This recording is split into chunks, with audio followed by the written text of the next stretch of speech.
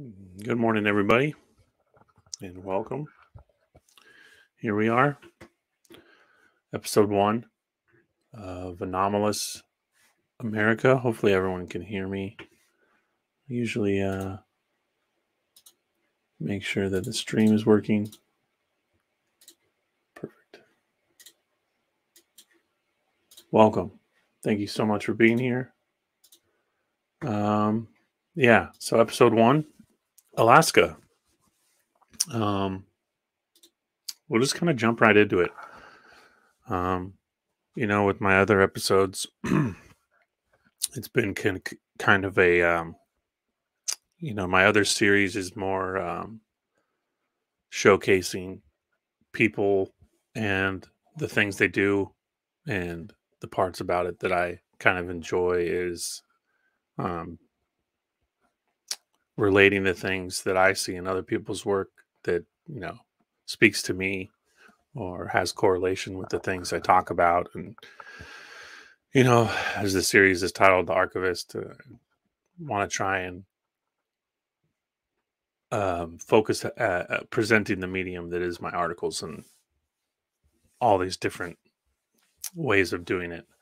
And I had mentioned before that 2 years ago I started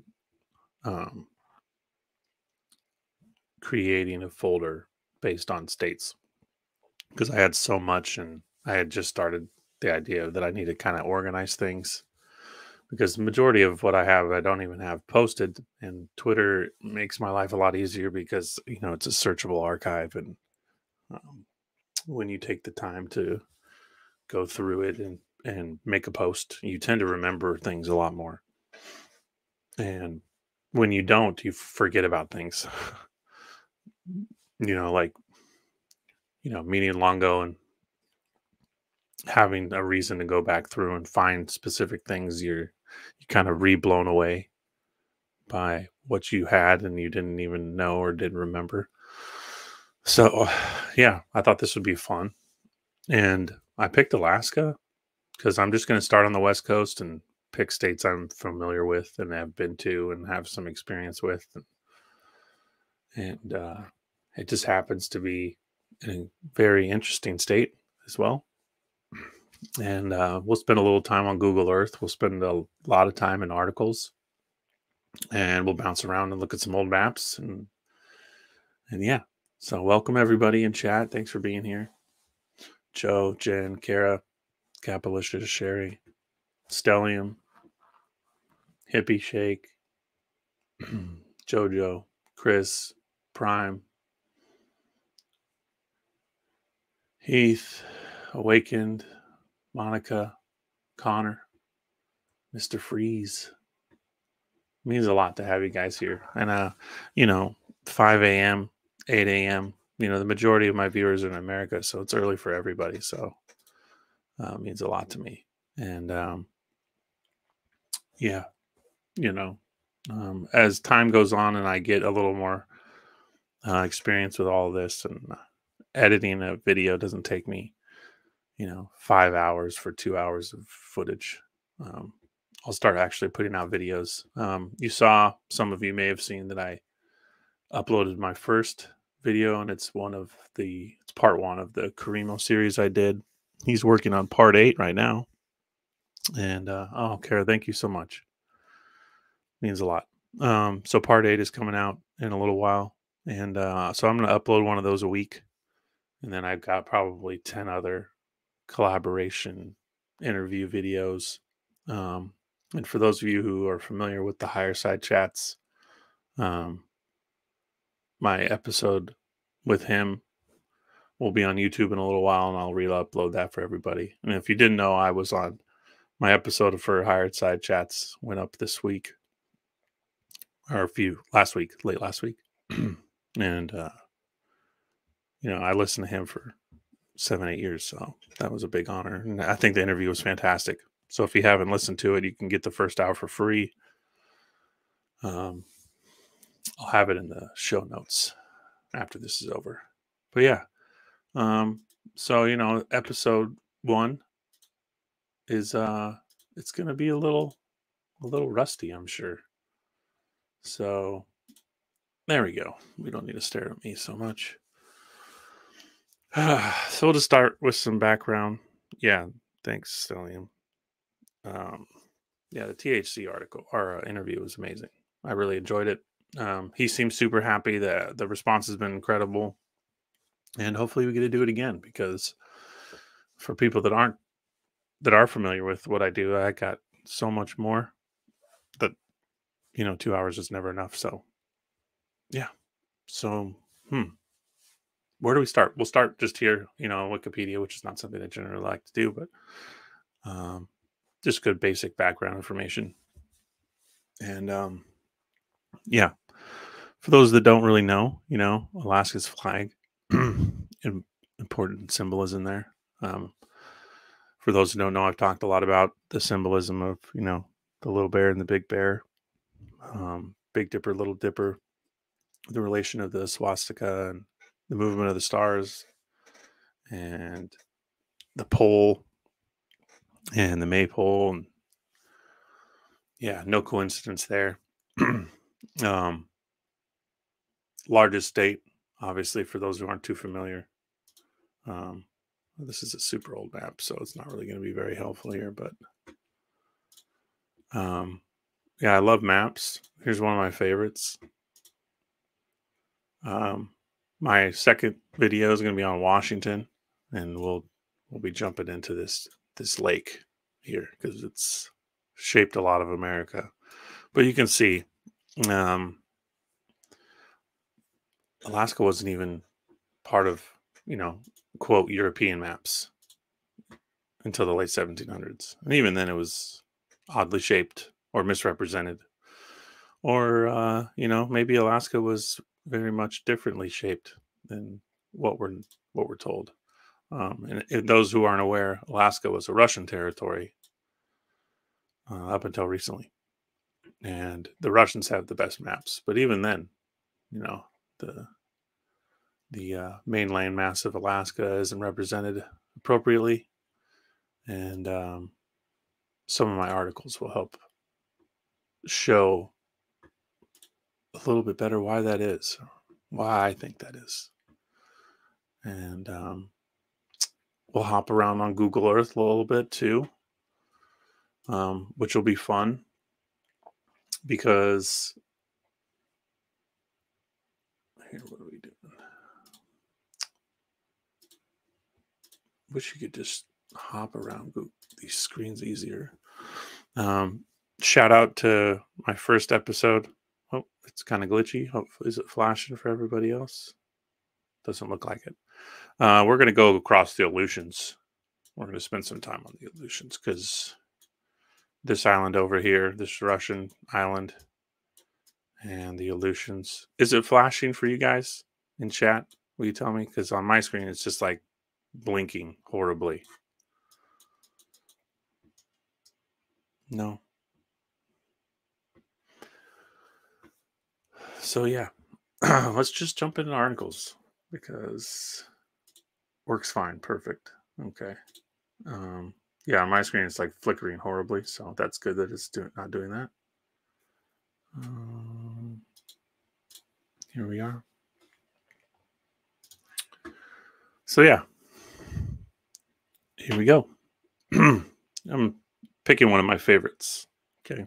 And then I'll just, for those who aren't familiar, haven't seen, I'll read, a quick little headline or the title of the article, and we'll jump in. So this is a kind of a long one, so bear with me, but it's a good one. And for those who aren't familiar, I've been using an AI art bot to create artwork for all my posts. So every state video, I'll make artwork for every post. It's been fun. It's been a lot of fun. When I originally got asked to go on the higher side chats, oh, hey, Paul, thanks for being here, man. Yeah, with the Flock TV, consider him a friend and a very like mind. Back in the day, there was no one, even now, saying the things and putting out the material he was And when I was doing the radio tartary stuff, we had talked about Janus a little bit. I had talked about the movements of the so-called, so-called Saturn and his transportation in the Mediterranean and welcoming in Italy and what that represented symbolically. And, my connections to Janus symbolism in Native American culture, Carib culture, culture of the Gulf, Mexico, the Yucatan. Um, yeah, don't want to get too off topic, but it's great to have you here, Paul. It means a lot.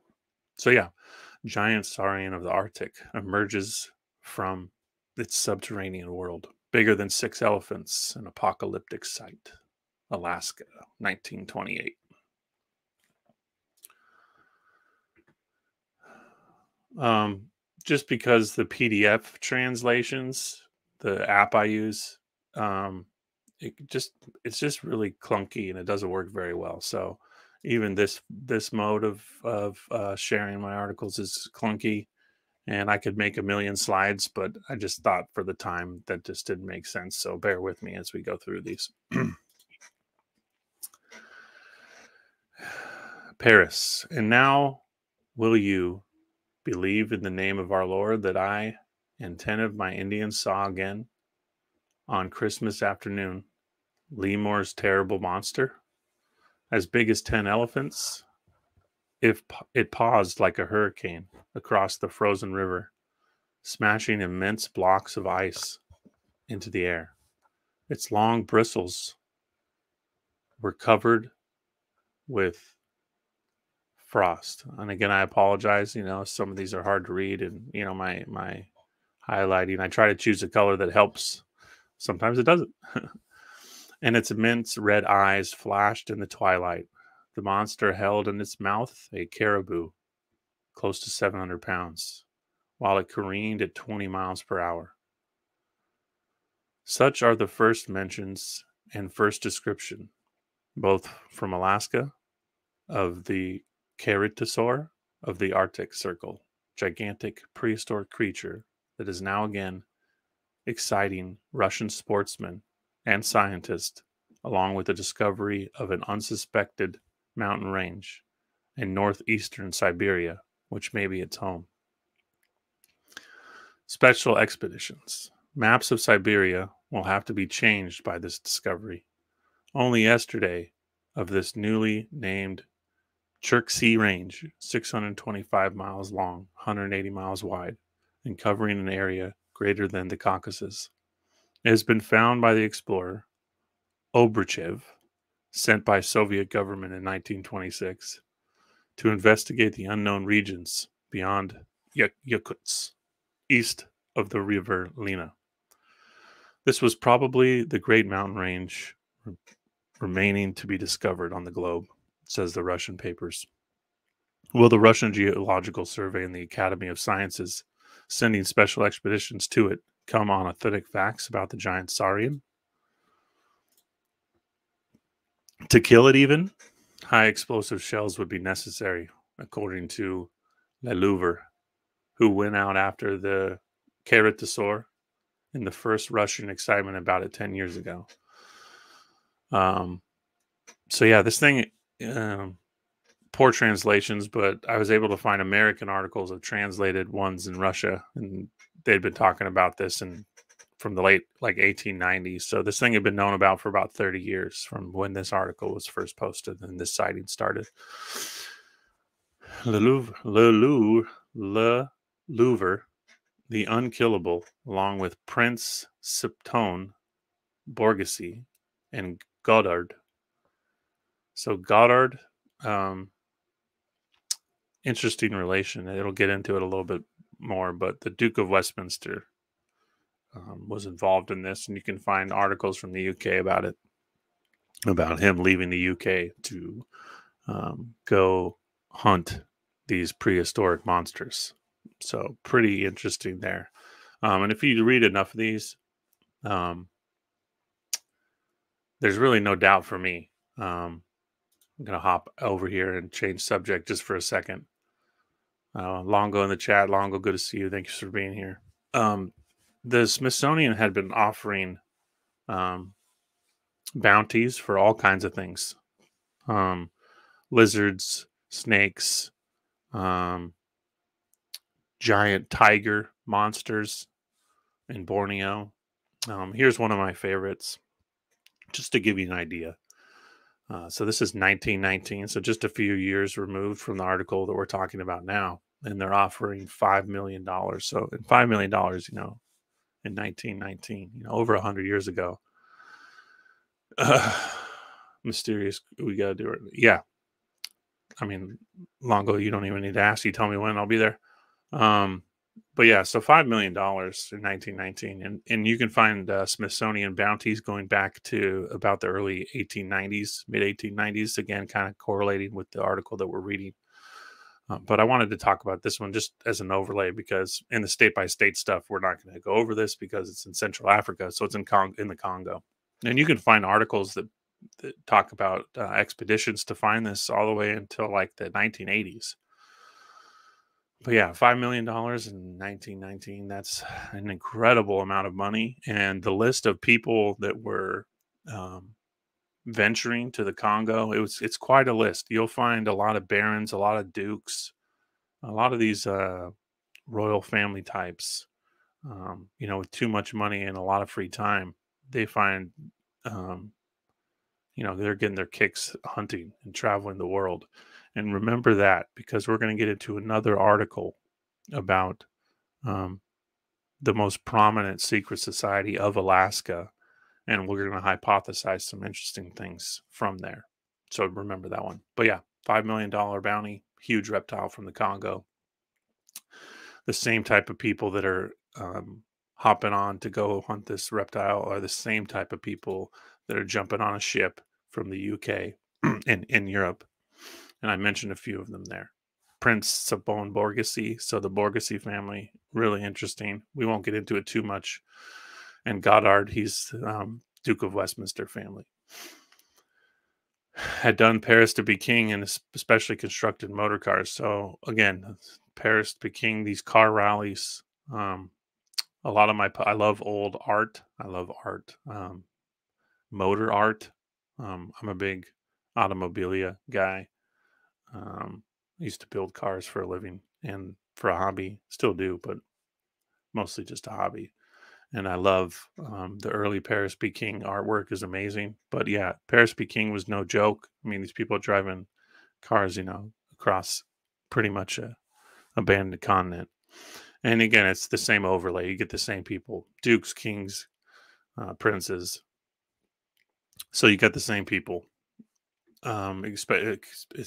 Especially constructed motor cars. Another great sportsman was the French Georges Dupuy, veteran correspondent of the Paris Auto, who brought back the original full story of the Ceratosaurus from Alaska, studied by Louver and the others for their expedition. The Duke of Westminster certainly believed in the Partridge Creek monster, and his Franco-English combination actually decided with a San Francisco banker named Butler.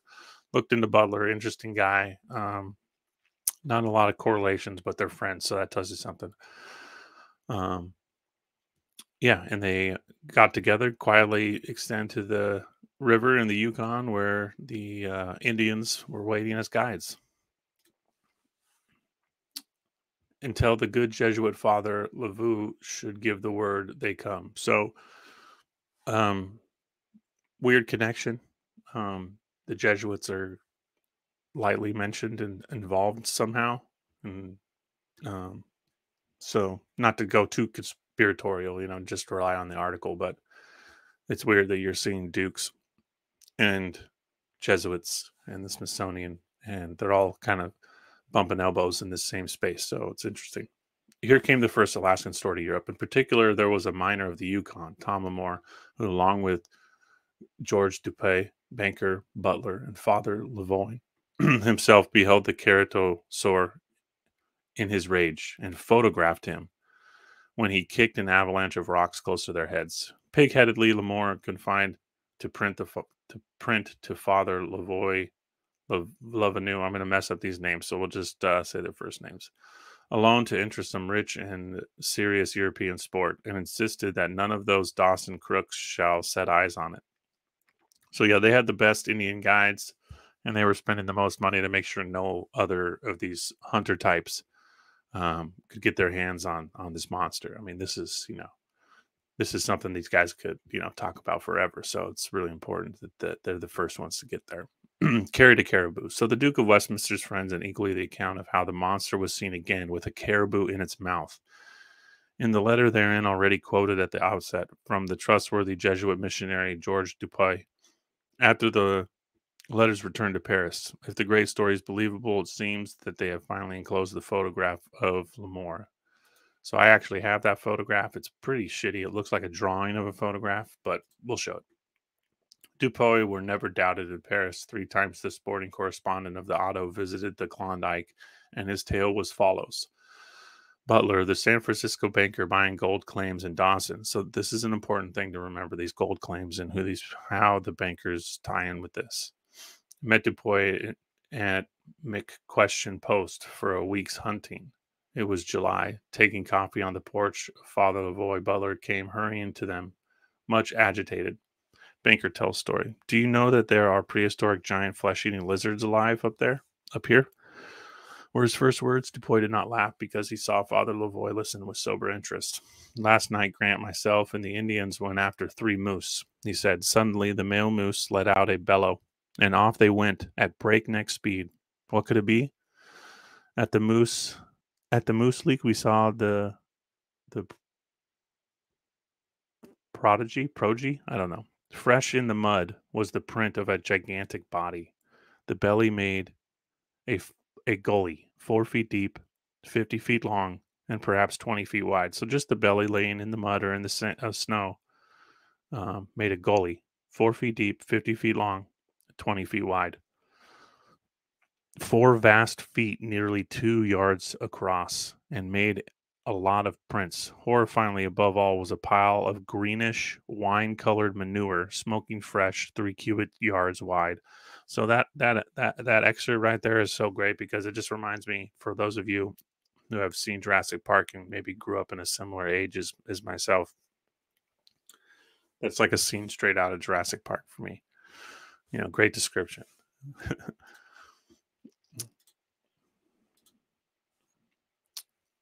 Pile of excrement of no possible living animal and not produced by the digestion of vegetable matter. So they're saying it's, a carnivore's carnivore.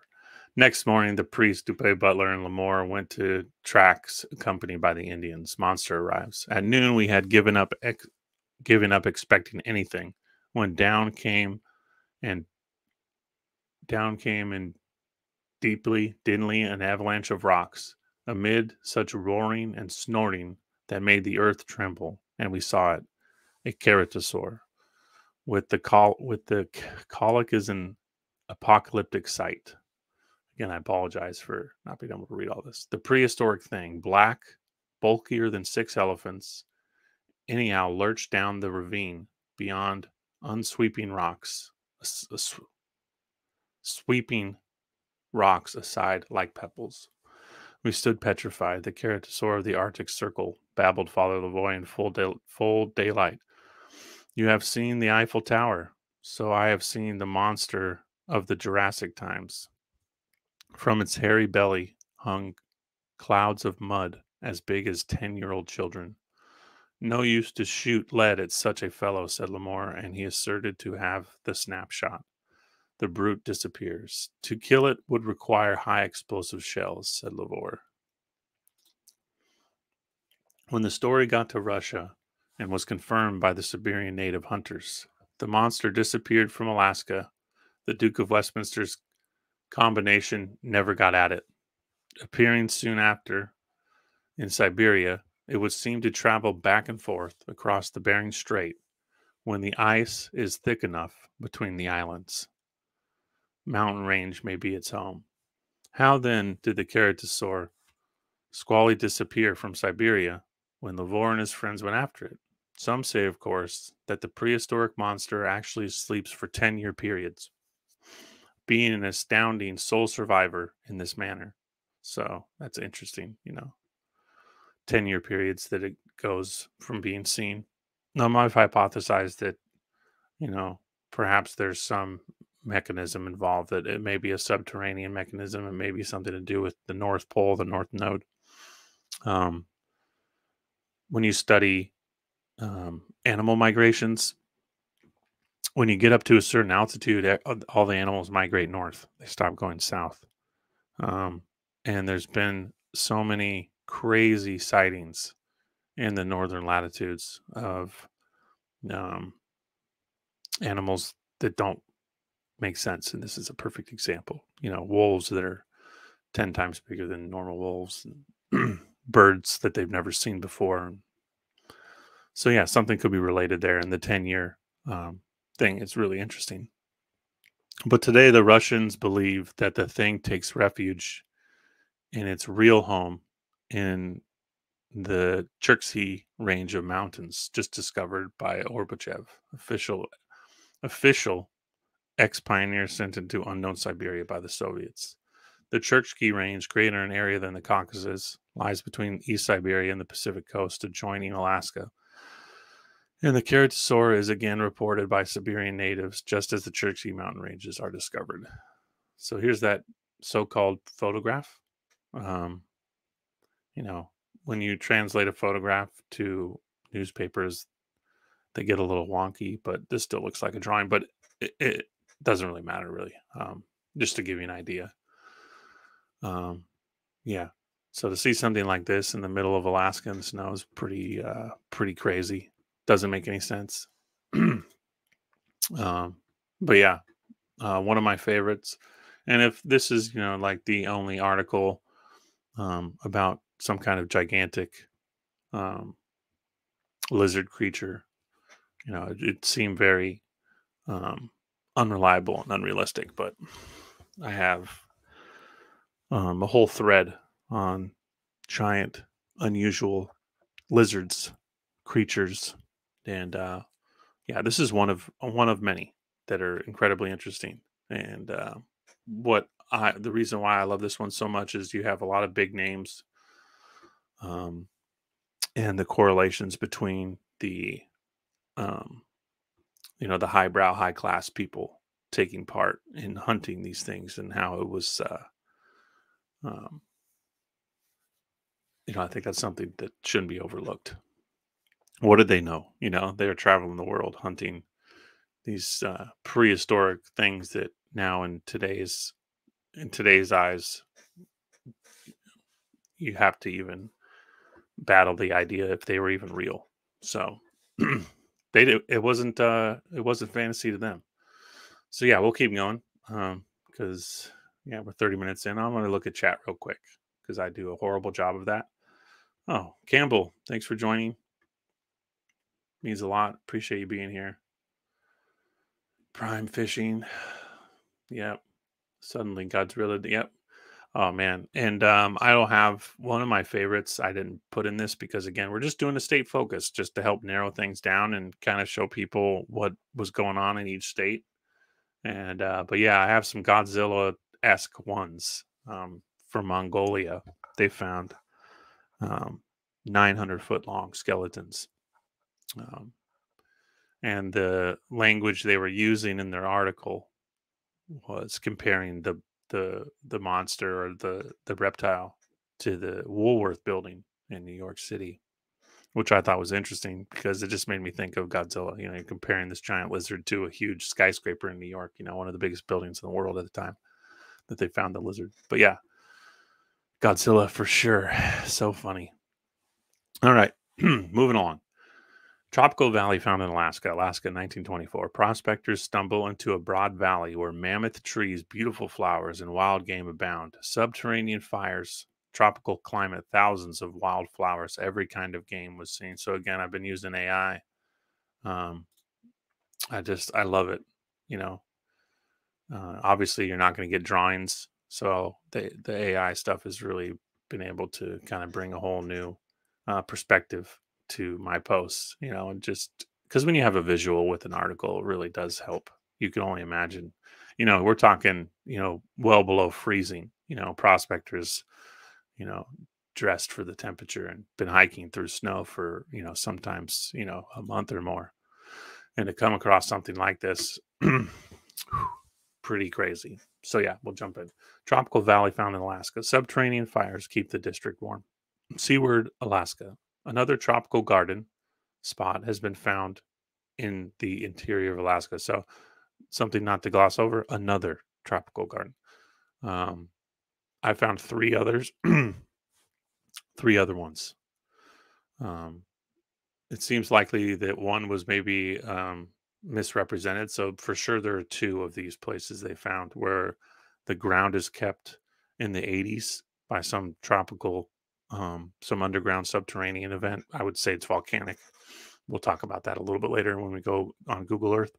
But the volcanism of Alaska is incredibly interesting. And, a huge chunk of it is on the Ring of Fire, and that's important. And we'll get to that in a little bit. But yeah.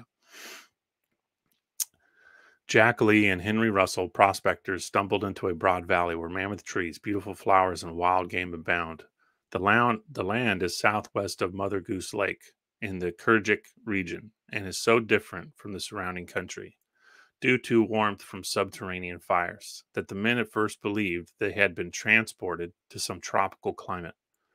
The district west of Iliamna Lake is composed chiefly of volcanoes, mountains, tundras, lakes, and low-lying hills. The country is absolutely barren of vegetation except moss and short, scrubby alders, and now and then a bunch of short grass. Coming over a steep mountain pass at 1,700 feet altitude, the men saw an unbroken forest beneath them. Descending into the valley, they found trees 3 feet in diameter and vegetation far in excess of the surrounding country. Thousands of wildflowers carpeted the lush grass, and every kind of game was seen. The trees include cottonwood, spruce, and hemlock. The discoverers were unable to find any indication that any other human had trod the fastness. A party of hunters will soon leave for the spot to get photos and description of a second warm valley reported this summer. So just that year. Uh, and I think this is the one that I was able to actually track down. Um, so second one of these tropical little paradise in the middle of snowy Alaska. The other lies above the Arctic Circle in the headwaters of the Porcupine River. Porcupine River is really interesting. They were finding all kinds of crazy stuff on the Porcupine River. Mm-hmm. So yeah, there's just so many that we're just going to kind of move through here. And yeah, Campbell, always down for a talk. Um, yeah, there's always stuff to talk about. And I'm trying to look at chat more, so I apologize. How do you find these old clippings? So there are two apps. I do most of my research at work. I'm lucky enough to have a job where I can listen and do a lot of research in between um, the work that I do. And there's only a few archives that work well on phones, just because the websites are kind of clunky and um, the different type of coding they use aren't conducive to being used on a smaller device. But Library of Congress is my favorite for when I'm at work. But if I'm in front of a computer, I always choose university or state ran archives. They're far more specific. You can use a lot more words. You can limit things to titles, and you can put space between certain phrases. There's just a lot more versatility. So yeah, if you're in front of a computer, I always say jump on your state archive. You can just put your state's name and put newspaper archive, and it'll either be ran by a university or it'll be ran by the state. Sometimes both.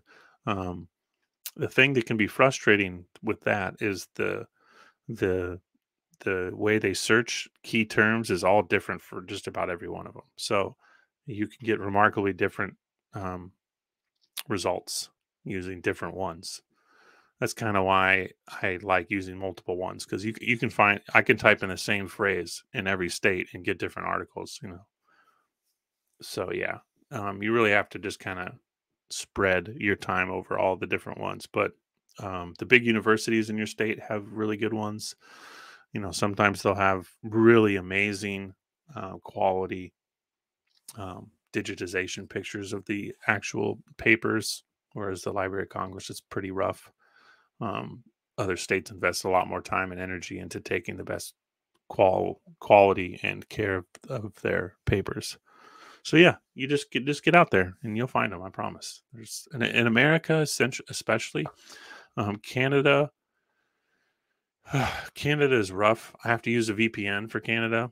It's really annoying, and a lot of it is behind a paywall. In America, they've made it pretty hard. Certain companies can put their specific papers behind paywalls, but most of it is public. It's not like that in all countries. I had to use a VPN for the UK when I was doing some research for Paul Cook. So some countries won't even let you look if you're out of the country. In fact, most of them won't, especially European.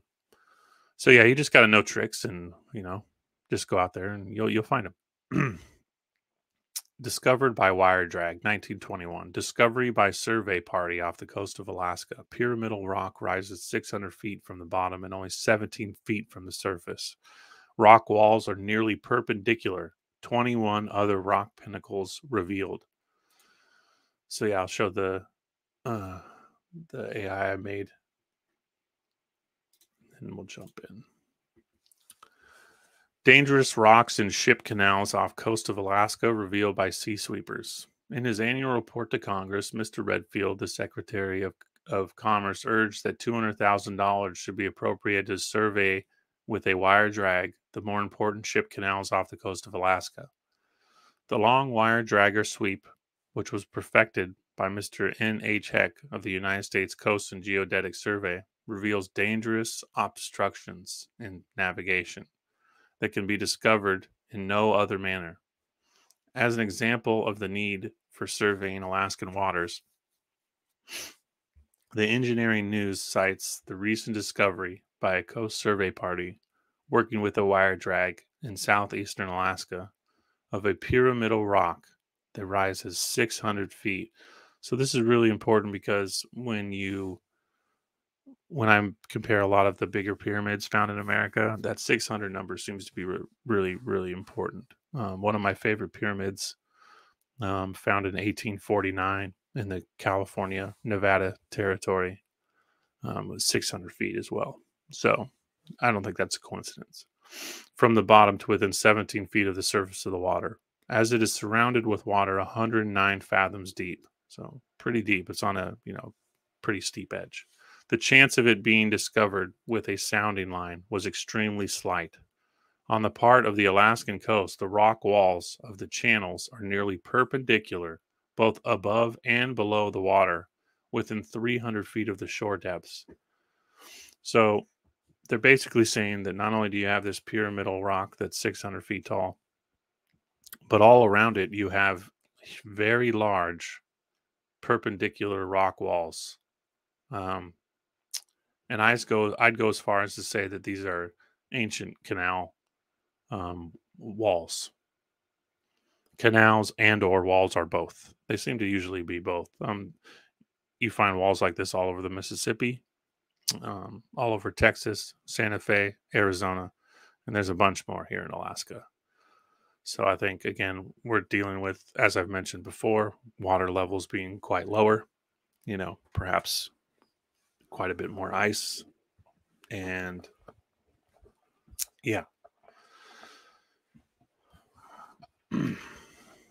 So within 300 feet of the shore depths and from 100 to 120 to 600 feet are not unusual. So just unbelievable walls. Whether they're natural or not, I don't know. But, we're just, kind of constructing the possibility here. Wild drag surveys of these waters, which are the main thoroughfares of the popular Inside Passage, have already revealed 21 dangerous rock pinnacles. As the English Engineer News points out, the financial loss caused by wreck of a single steamship would more than pay for the cost of a wire drag survey of the entire coast. So They found 21 other, quote, rock pinnacles, pyramidal shaped rocks. Yeah. And that'll be an important one as we continue to kind of build an opinion of ancient Alaska. Ancient sepulcher found, Ohio, 1902. So I'll read this one and then I'll go through chat and just see what kind of questions there are. So if you have any questions, just type a few of them out now and I'll do my best to kind of go over them a little bit. I get one-track minded reading and I don't pay enough attention. Prince William Sound, Alaska, out looking for minerals. A large cave concealed from view. Astonished to find there 14 wooden canoes, each containing a mummified corpse covered by stone slabs. A big mystery to the natives. Expedition organizing to explore a supposed relic of the Stone Age. A remarkable discovery has been made on the shores of Prince William Sound. While a prospector named Leeds was out with a party of natives looking for minerals, he came to the entrance of a large cave almost concealed from view. Leeds entered the cavern and was astonished to find there 14 wooden canoes, each containing a mummified corpse. Stone implements were found inside. The bodies and the stone slabs covered the canoes, everything indicating that the bodies had been placed there during the Stone Age. The find was a big mystery to the natives as to the white man. Their tribe has been on the shores of Prince William Sound for a period so remote that their traditions do not run back to the time of its advent there, and yet they have no knowledge of the cave or the character of the people who are interned there, nor do the present natives use stone implements. So, really important, right? The natives, their history goes back to a period so remote, their traditions do not even touch these people. So we're dealing with a people, and as we will get into some in the next few articles, they look nothing like the Inuit, completely different bone structure, phenotype, different implements. Yeah, so this cave had been undisturbed for who knows how long, long time. Leeds did not disturb the bodies, but carefully marked the site of the cave, and after prospecting, returned to Valdez. An expedition is being organized, headed by Captain Story of the Alaskan Packers Association, to make a thorough exploration of the cavern and the remains that repose therein. So yeah, I love that one just because of the verbiage, you know, a time so remote, their traditions do not run back. It's important because not only are we dealing with time frames and cheers gamble time frames that don't line up, and we'll get into some other ones, but Alaska was a tropical region and not too far in the past, so what happened? Strange creature of the ice, Alaska, 1930. Lizard-like animal, 42 feet long, encased in ice, swept down to beach and released from an icy prison. In perfect condition, a heavy coat of red fur.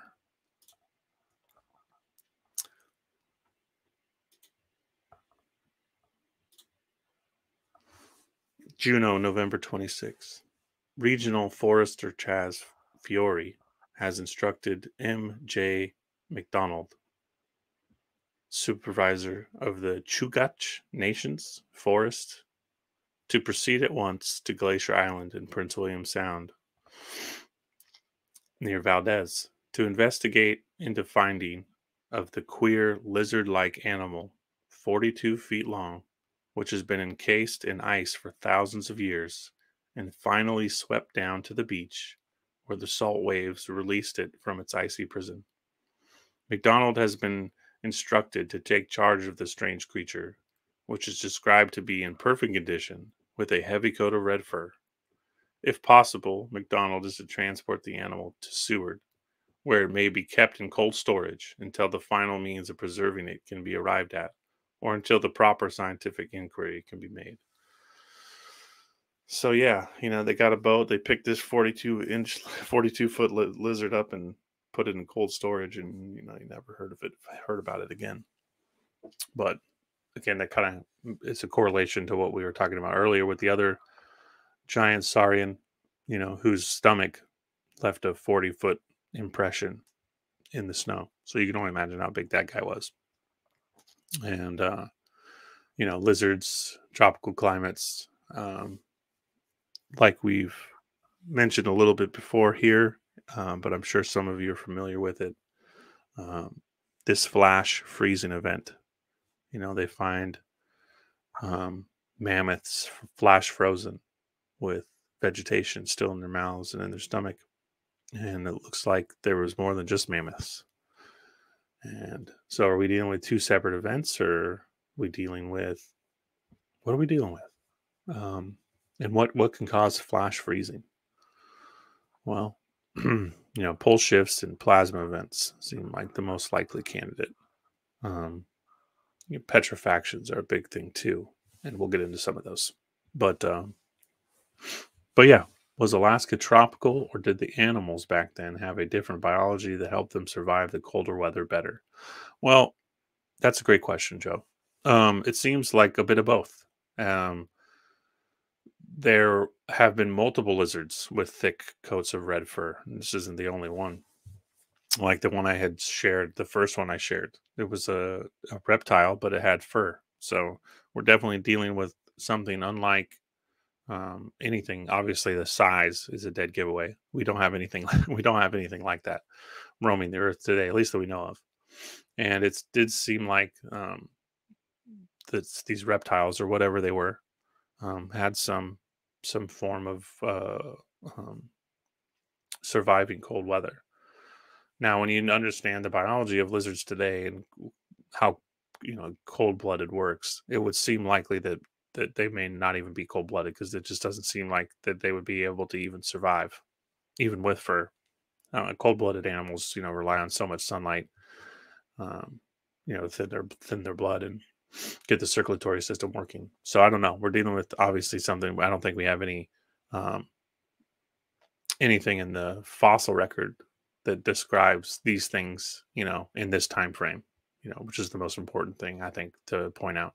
And the fact that you could, in the early 1900s, see these things is really amazing. And Alaska was like right on that edge of kind of untouched, um, that you get a lot of these great stories.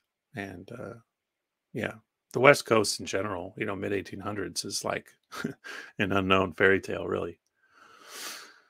What else we got here? So I'm going to read through the chat because I'm just doing a horrible job of talking to you guys, and that's really kind of what I want to make these state archives about.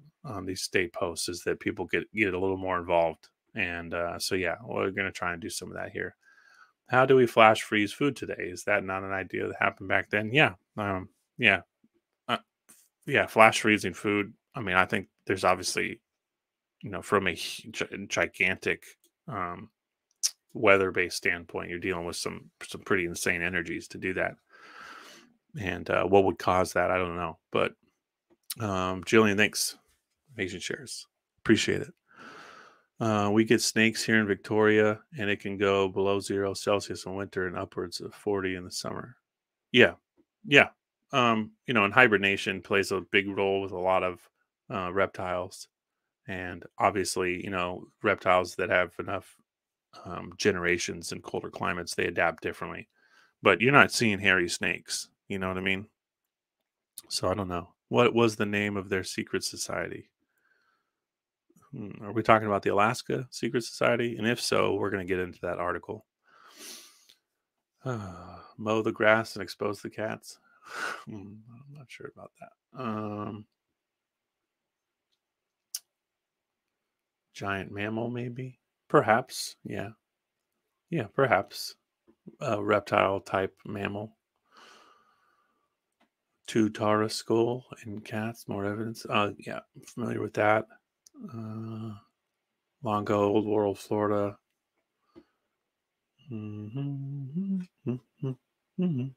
Nicole, good morning. Thanks for being here.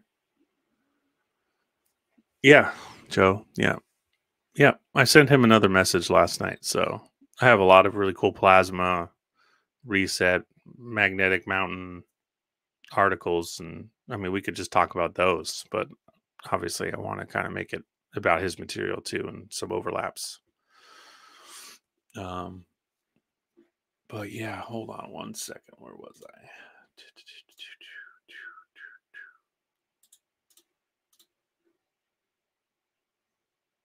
Okay.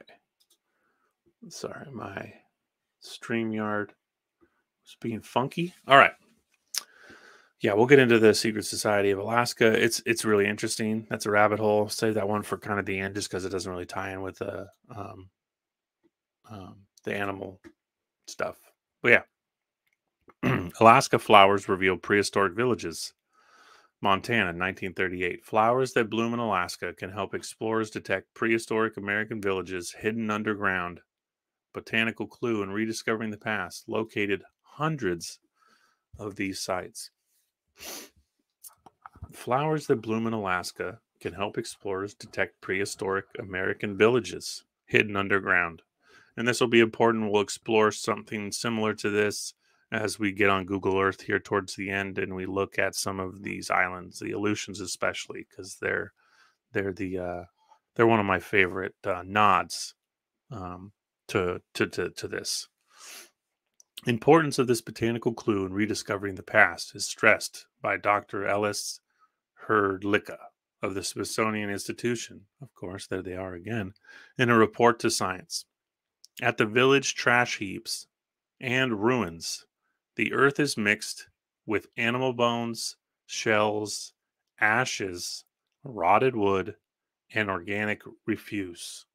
And in this distinctly different soil spring up plants different from those dominant in the neighborhood. At Agatu, at the western end of the Aleutian Island chain, which is where we're going to go, and it's going to Agatu is going to blow your mind. Um, we're going to blow holes in the whole narrative of all the constructions there and how it's based only on World War constructions. The Aleutian Island chain's Dr. Hitlicka found village sites covered with high stout grass on the slopes and a thicket of wild parsnip, monkshood, and other flowering plants over the top. And locating hundreds of these sites for archaeological exploration, Dr. Hertlicka learned to detect an old village site by its plant covering as far away as he could see it clearly. So yeah, I made this AI. I just love this. It's mind journey for anyone who's interested. You type in a whole paragraph and be very specific, kind of create whatever you want. Yeah, it's just been so great for these articles.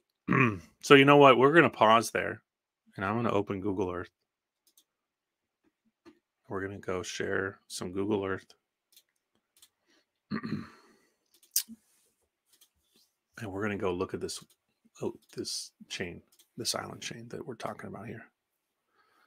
Okay, it's still flashing on my screen, but it doesn't look like it's flashing on the stream, so thank goodness. And we're going to go to that island they were just talking about. Okay, and the narrative here, even though you can blast holes in it, and we'll get into a little bit here.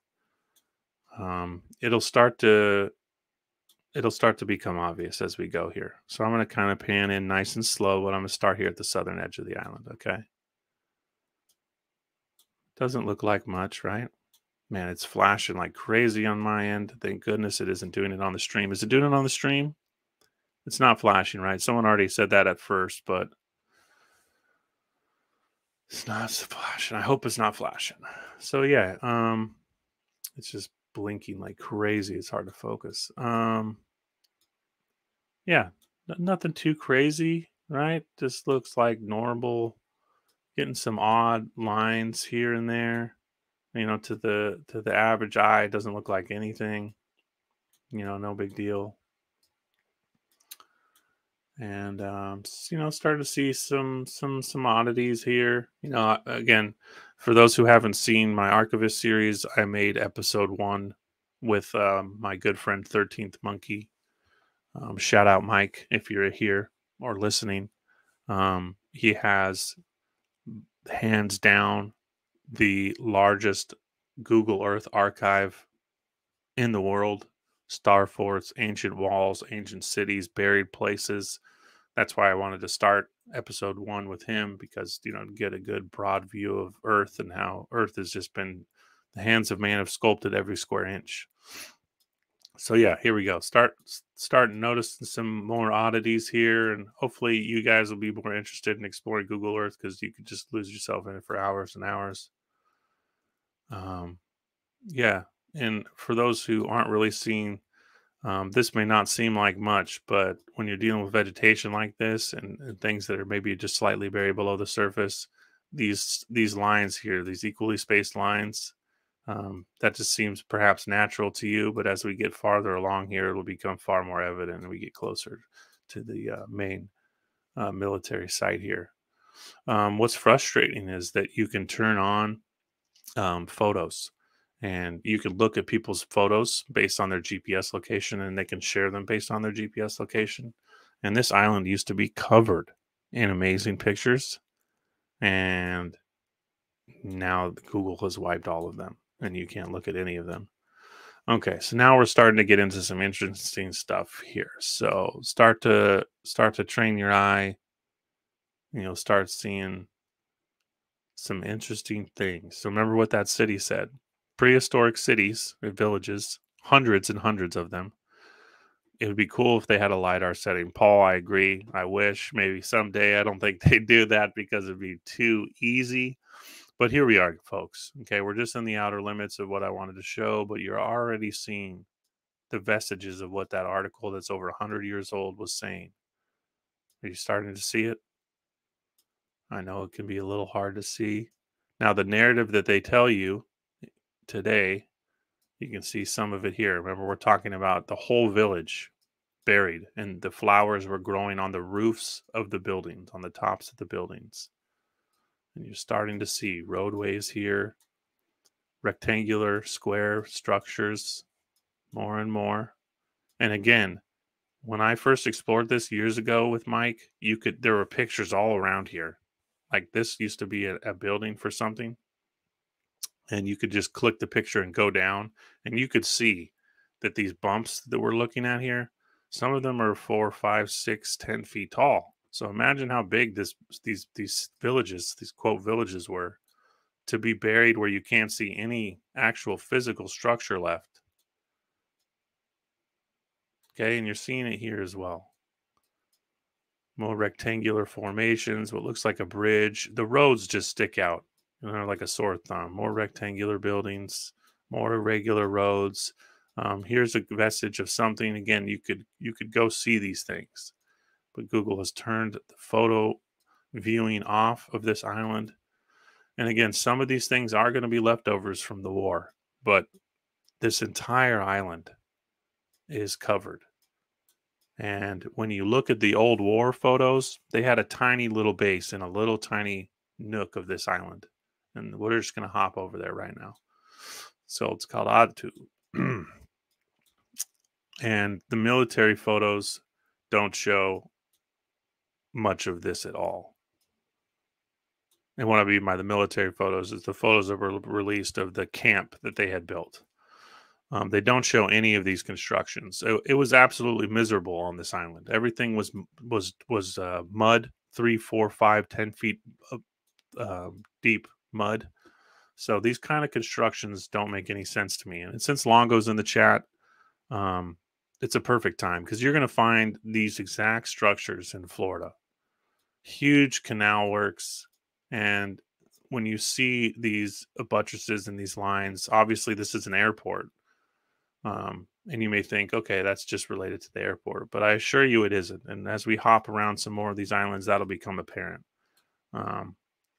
Because as I stated, when you go and look into these photographs for yourself, they had one military camp. They had a few outcroppings with large mortar shells, but just look at this. So this is the leftover from the actual military camp, and you can see the buildings, okay? They're all broken down and degraded. You can still see the buildings. And that's all that this was. But as we go farther along, and here's also the interesting part. Life magazine did an article about how difficult it was for the soldiers who were stationed here because the winters were absolutely horrible, as you can imagine. And when they were building these, digging these, because they built all the buildings into recesses because the snow drifts would be absolutely insane, and the winds would get insane too. The winds would get really crazy. London man, welcome. Thanks for being here. So they built them into these pits. And what were they finding? They were finding, and in this life article, they were finding ancient towns. They were finding stone implements. They were finding bone sunglasses, which the Inuit use when the sun's up in a snowy, blanketed landscape, because you can damage your eyes from the reflection of the sun. So they made these sunglasses. People can look this up. I'm sure some of you know what I'm talking about. These slit glasses made from bone. They were finding all kinds of stuff just building the base here. And what makes this interesting is this is the extent of the base, essentially. Hopefully you can see my little hand here. Yeah, you can. Okay. This was the extent of the base. And I've hypothesized that all this was already here. All this. Why would they be building this? It doesn't show up on any of the military images. They weren't building hundreds and hundreds and hundreds and hundreds of little houses. These are all buried, and they just took over the roadways. And this is many of these islands in the Aleutian chains. And this is the only one that the military took. And I feel like they took it on purpose because you can see all these walls here. Huge walls, old buildings. The military didn't go in here and take out what they left. They just left it. They just abandoned it. So some of the stuff on the coastline is leftovers from them. But you can see what I'm showing you here. This island was a gigantic city. And as that article, long, long before World War I, stated, hundreds of villages. And this is just one island. You know, he alluded to many of the Aleutians having hundreds of villages. And these are the remnants of it, you guys. This is not the military. This was here. And as I stated, when they were digging up their holes to plant their buildings, they were finding old villages. I mean, just look at the extent here. This whole island is covered. Old roadways.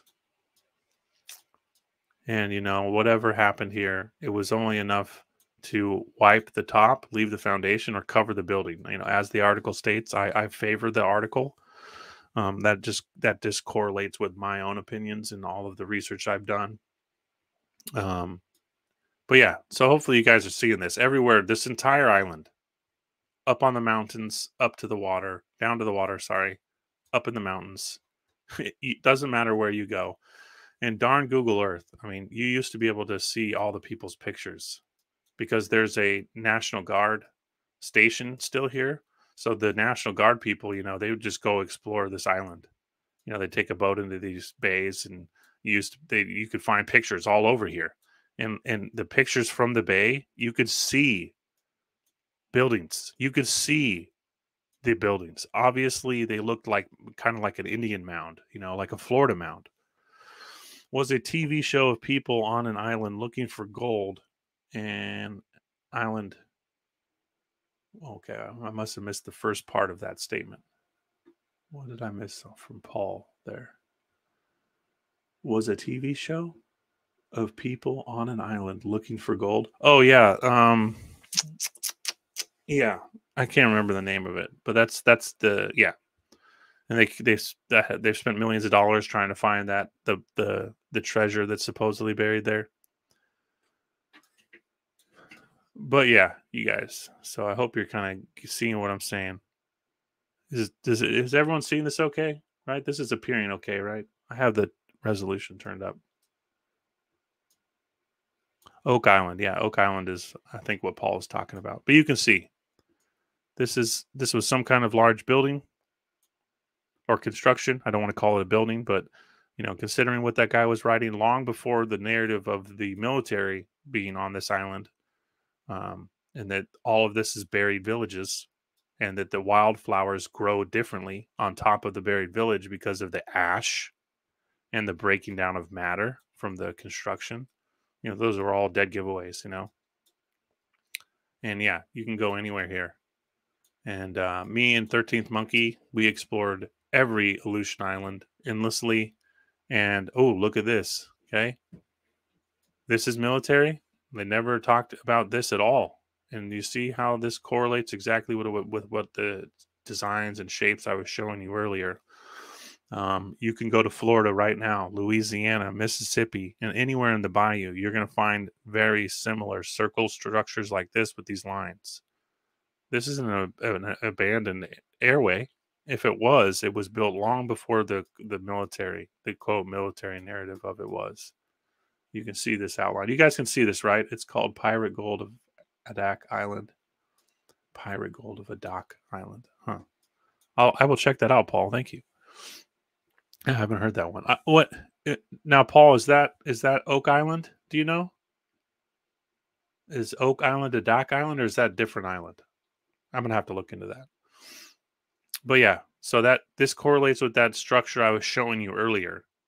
And I've hypothesized that these are older airports, much, much older. Not 1930s, 1940s, but much older. I mean, this correlates with the ruins we're seeing here that the guy's writing about in the 20s, that these buried ancient villages, this is somehow related to it. This could just be a giant concrete stone structure. And we'll get into buried stone structures as we get farther along in the articles that will correlate more of that we're not just dealing with Inuits burying logs. We're dealing with an advanced culture. And we'll get into the Greeks. Grecian stone cities in Alaska. How is that possible? But yeah, so now Google is amazing, you guys. There's just so much to see here. I don't want to just stick on this for too long. But yeah, all the valleys and the canyons, there's just signs of it everywhere. But yeah. Atu, for those who want to look in the Aleutians here, okay? And Mike made a map for me here. So again, shout out 13 Monkey. Because anytime you see an airport, you're going to see these buried cities. And again, I've looked into this island too, you guys. All that was here was the airport. And I've hypothesized, if you look at the constructions here, you guys, this looks just like what I was showing you on the other island. Okay? And I think they're quarrying stones here. So I think we're dealing with a stone construction. The shapes are identical to that shape I just showed you on the other island. I think they dug this out because you can see the difference. This looks like an old airport, has the exact same constructions again. And here's a more modern airport. I think they're using the structures that were already here, because what's all this? And again, that other island I just showed you out to, completely covered. And you can see the vestiges of it here all over the island. All over the island. Everywhere. Was it a tidal wave? I don't know. I have no idea. But yeah, you can see more of it here.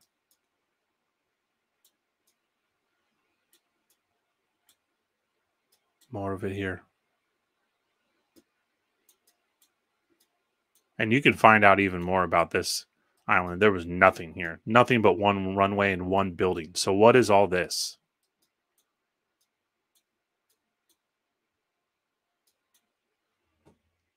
It's everywhere. All these buildings that they absolutely didn't build, because you can see the old footage or the old images. And all there is one runway. They got all these radar stations here now. Obviously, NORAD and all these other things have been added.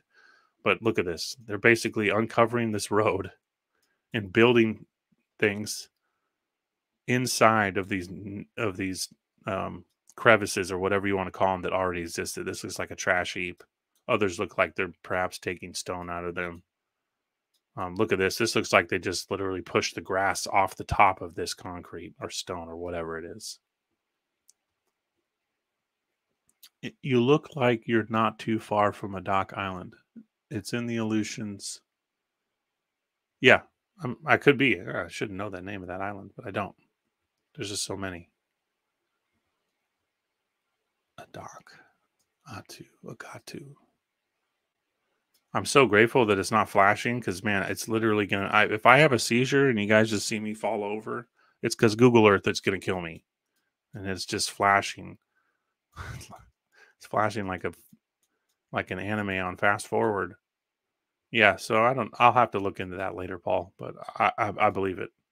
You know, all kinds of weird anomalies. But yeah, any of these islands with these military airports, I've hypothesized. Here's one of my favorites, which I was going to say for last, but shoot, I zoomed in, so you already saw it.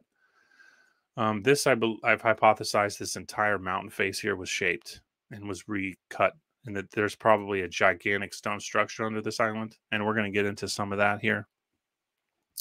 The flashing, I'm so grateful you guys aren't seeing the flashing screens because it's really driving me crazy. It's too early for the flashing screen. We saw a little bit there. We saw a little bit there. Oh, it's doing a little bit. You can see it flashing on my... Yeah, you can see it on my... Look at this. It's horrible. I'm going to have a seizure. All right, I was going to save this one for last, but I kind of ruined it. So this island, I think, is a giant stone structure. The shapes on top, you can see the imprints. You can see kind of what I would call as a wall that's been reshaped or destroyed by flood of some kind or buried in mud, as they stated in that article. And then here's my favorite structure on all these islands. What does this look like to you guys? Huh? Does this make any sense? This is like a buried star fort. I mean, and again, this wall is gigantic. And of course, 3D isn't working. But you get the idea of perspective here. You can see that it's been buried. You can see obvious constructions that laid on top of this. Yeah. Yeah. I'm in a stream, but I'm at a rave. 100%. I should just... But yeah, this is incredible. This island is one of my favorites because there's nothing here. It's completely abandoned. And this construction is like a dead giveaway. I mean, look at that. Like, what? Like, you can see more of it here. More of it here. And it just kind of gets covered with mud and debris. But yeah, this island is crazy. I mean, we're talking some really, really crazy big constructions here. Huge. Caves are all over this island. Again, look, I have pictures turned on. I have gallery turned on, and there's nothing. You used to be able to see pictures all along the coastline because there's caves all over. Here's another airport.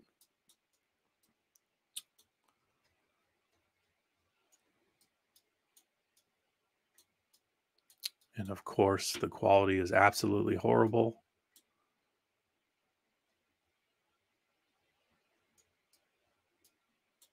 So I apologize for the poor quality on that one. You can change the dates. That often helps. But, I mean, you know, what's with all the runways, you know?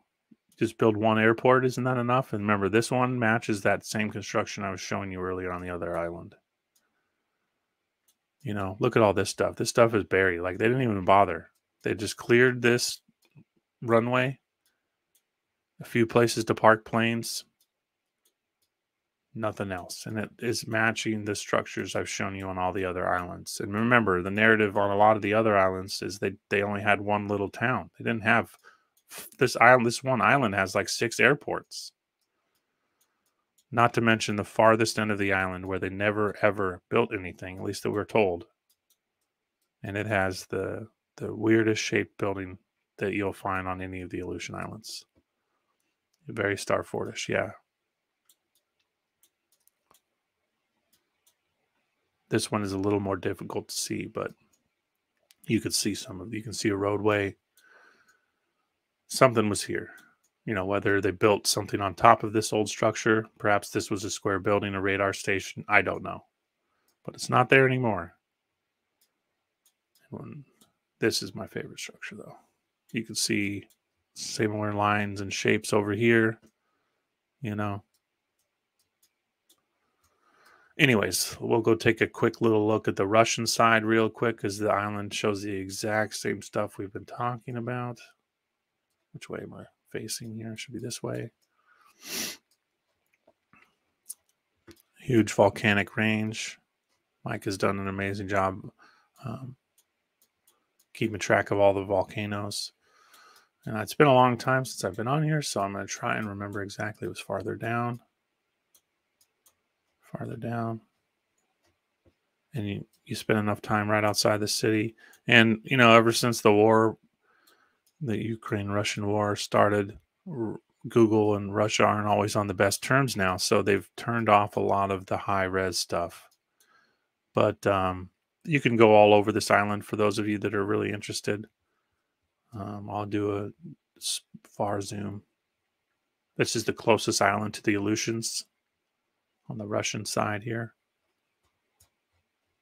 And you can traverse this island basically anywhere on this eastern face. And you can just pick a place. I like to pick outside of town because towns were rebuilt and repopulated on old ancient sites. And yeah, you'll see all sorts of really interesting things. You'll find the same shapes. They'll tell you that this is just all farmland, and the reality is it's just a bunch of ruins. You'll see occasional buildings, but you'll see a lot of ruins. A lot of ruins. And again, unfortunately, you used to be able to see all kinds of pictures all along this coastline. And yeah, it just goes on and on forever. This entire coastline was populated. The whole coastline. I mean, this is no small island. And you can go forever. So before I get lost in Google Earth, which is what I'm good at doing, and the blinding flashing light kills me, we'll get back into some articles.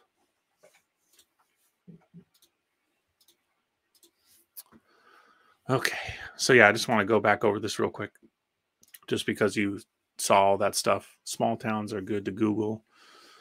Stuffed Beagle, Great Fire, spaceship, or it's a spaceship. I don't know what it is, but it's pretty nuts.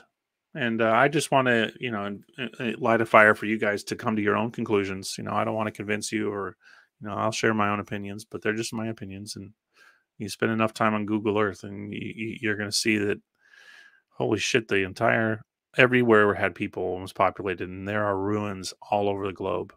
Still to this day that people aren't studying. I mean, thousands and thousands of square miles, especially in Russia. Nobody's building anything. There's nobody around. Hundreds of miles to the nearest town. And there's just ruins upon ruins upon ruins upon ruins. I'm just going through comments here. I read a book that was from 1839 that said the Aleutian Islands were in a very high state. 100%. 100%. Mick, thank you. Yeah, I agree. The Aleutians show obvious signs of a huge population. All of them. And again, we've been saying DUMBs. Yeah, there are definitely tons of military bases in Alaska. That's for sure. We could have a rave. Yeah. Yep. Flat ravers. Yeah, I got the flashing lights. Have not heard anyone share this info. If you are loving, damn. Thank you, Jillian. So yeah, trash heaps, ruins. The earth is mixed with animal bones, shells, ashes, rotted wood, and organic refuse. So distinct soil from a populace of people, right? Whatever was left over from their living situation, food they had, obviously animal matter. I would say even people. They find tons of skeletons. We'll get into some of those. But yeah, so like they said, hundreds of these sites. And I think I just showed a pretty good aerial perspective of these hundreds of sites. I think it's thousands.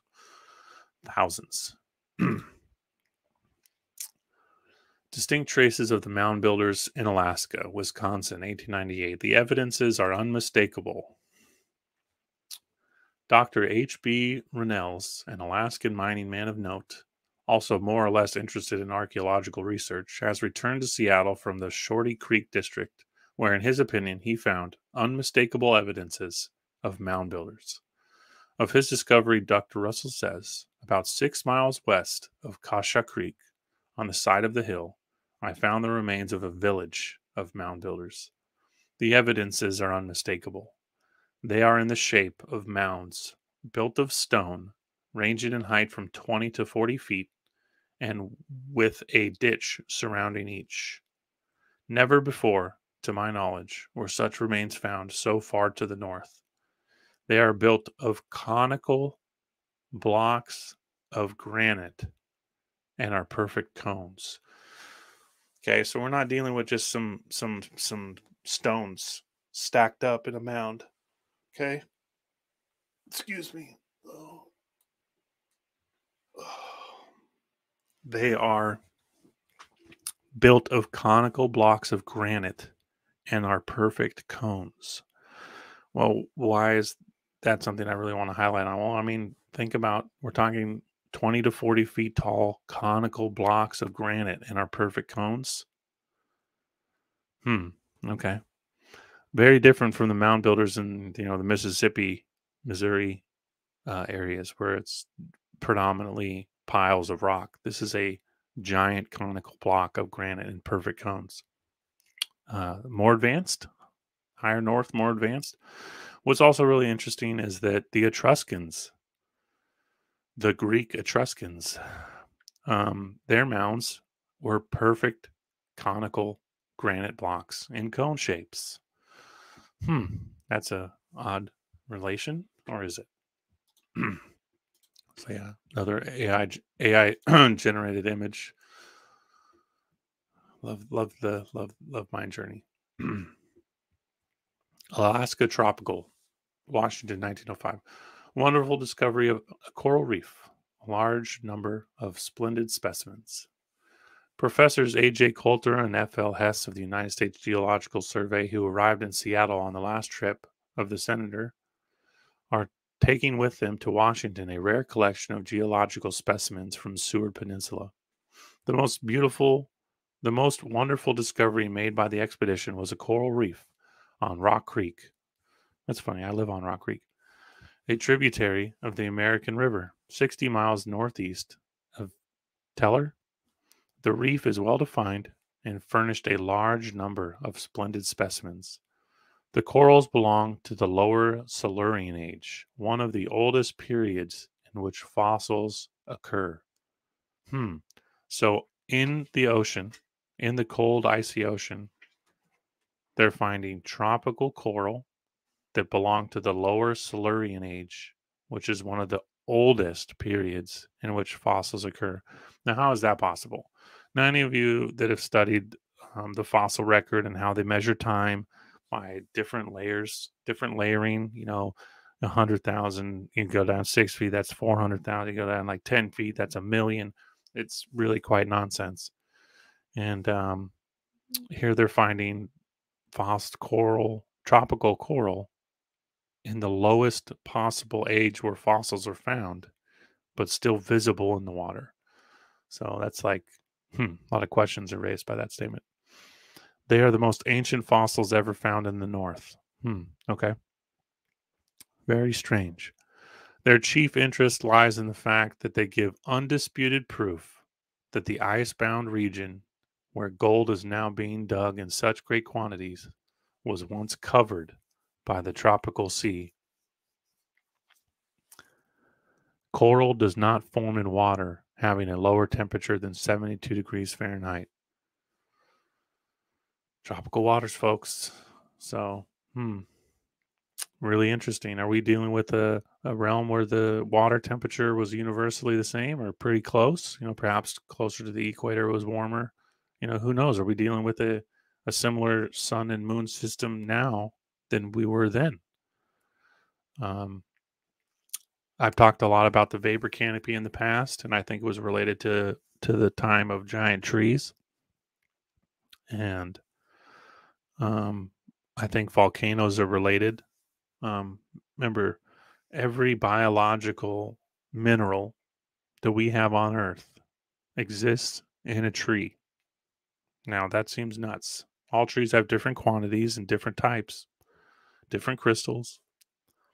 Now, when a tree is petrified, all of these things are kind of suspended in time. But when a tree breaks down, or when an event happens of some kind, perhaps plasma, um, radium, uranium, thorium, these things all exist. They've been found in petrified trees.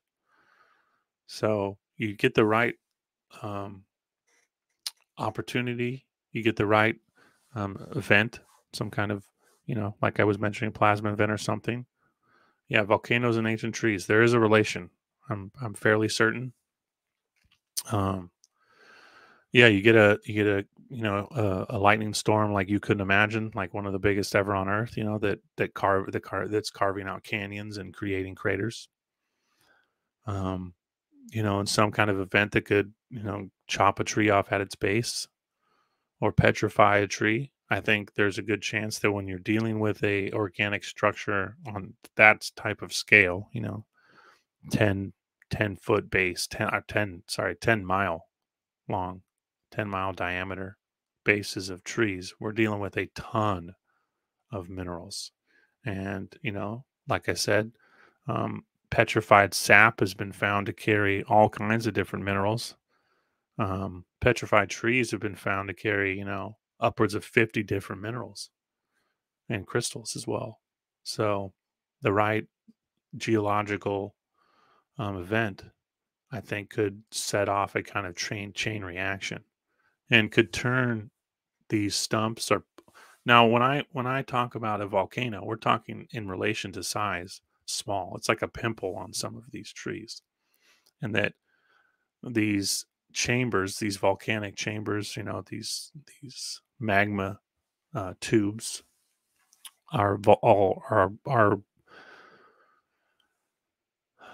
biogeological.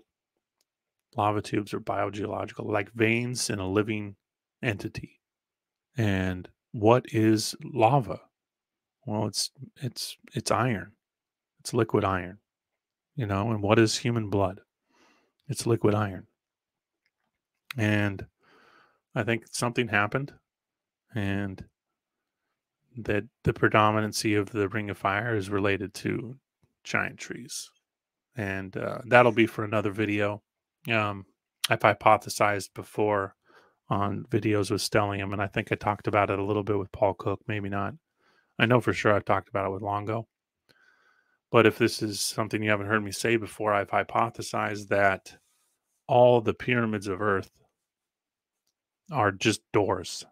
A pyramid is a stone door, and it's an entrance, kind of like a vault. I think it's like an air vent. It's an air vent, and they know that when the Earth floods, they use it to cycle air into the subterranean realms. And I've hypothesized that pyramids were arcs, and they were entrances into giant trees. And then when the trees fell and the vapor canopy fell, they were building homes in the trees. And that these cave systems that everyone knows about worldwide, where you got hundreds of thousands of people living underground, they're built into trees. They're carving these trees out. And, some of these cave articles that I share, they very much ring to a biogeological um, relationship.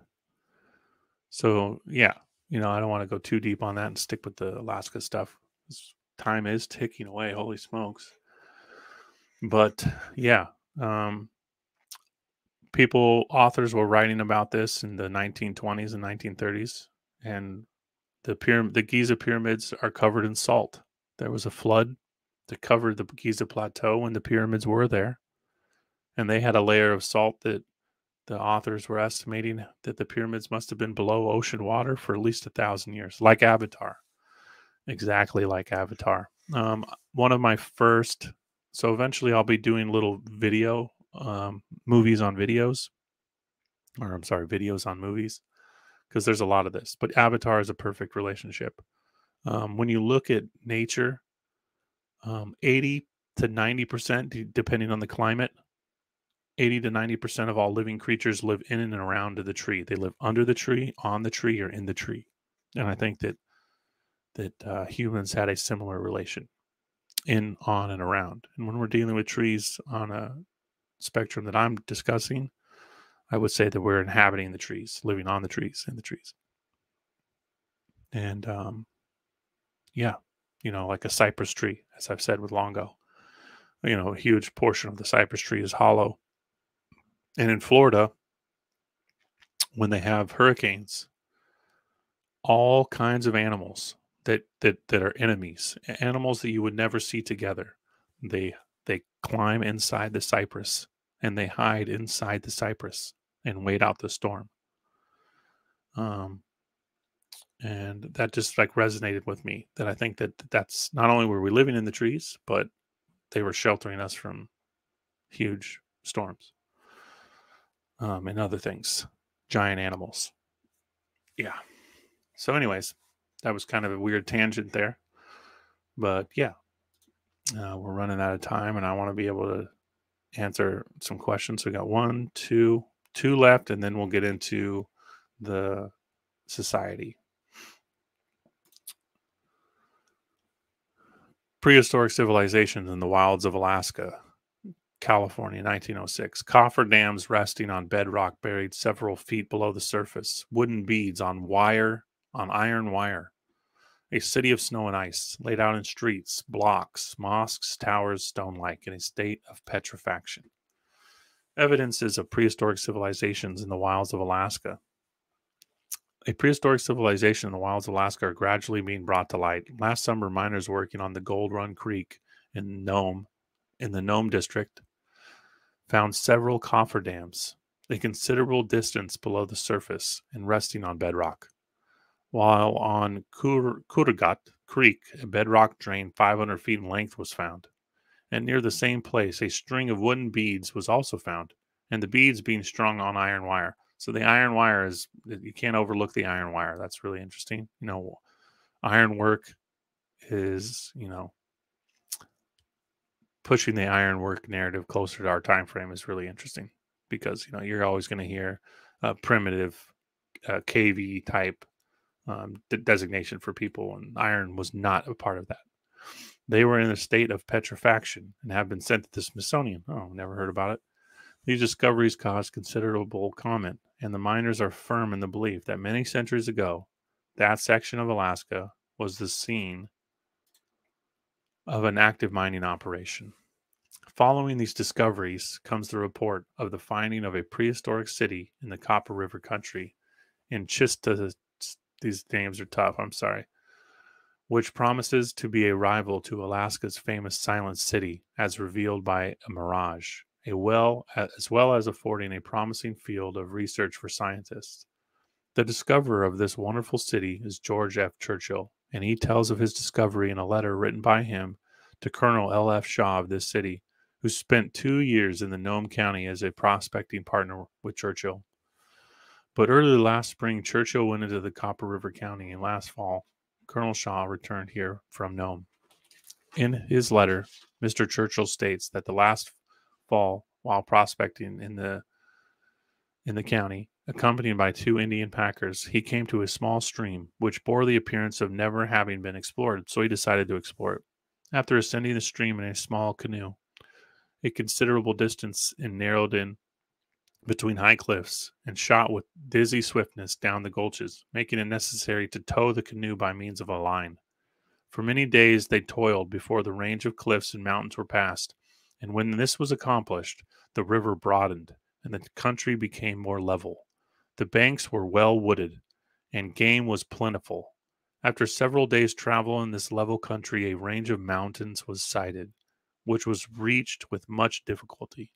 After resting for a few days, Churchill decided to ascend one of the high peaks to view the surrounding country, and he was amply rewarded. In one of the valleys, he saw some fantastic arrangements of ice and snow, which had formed in the shape of a city, which led him to investigate.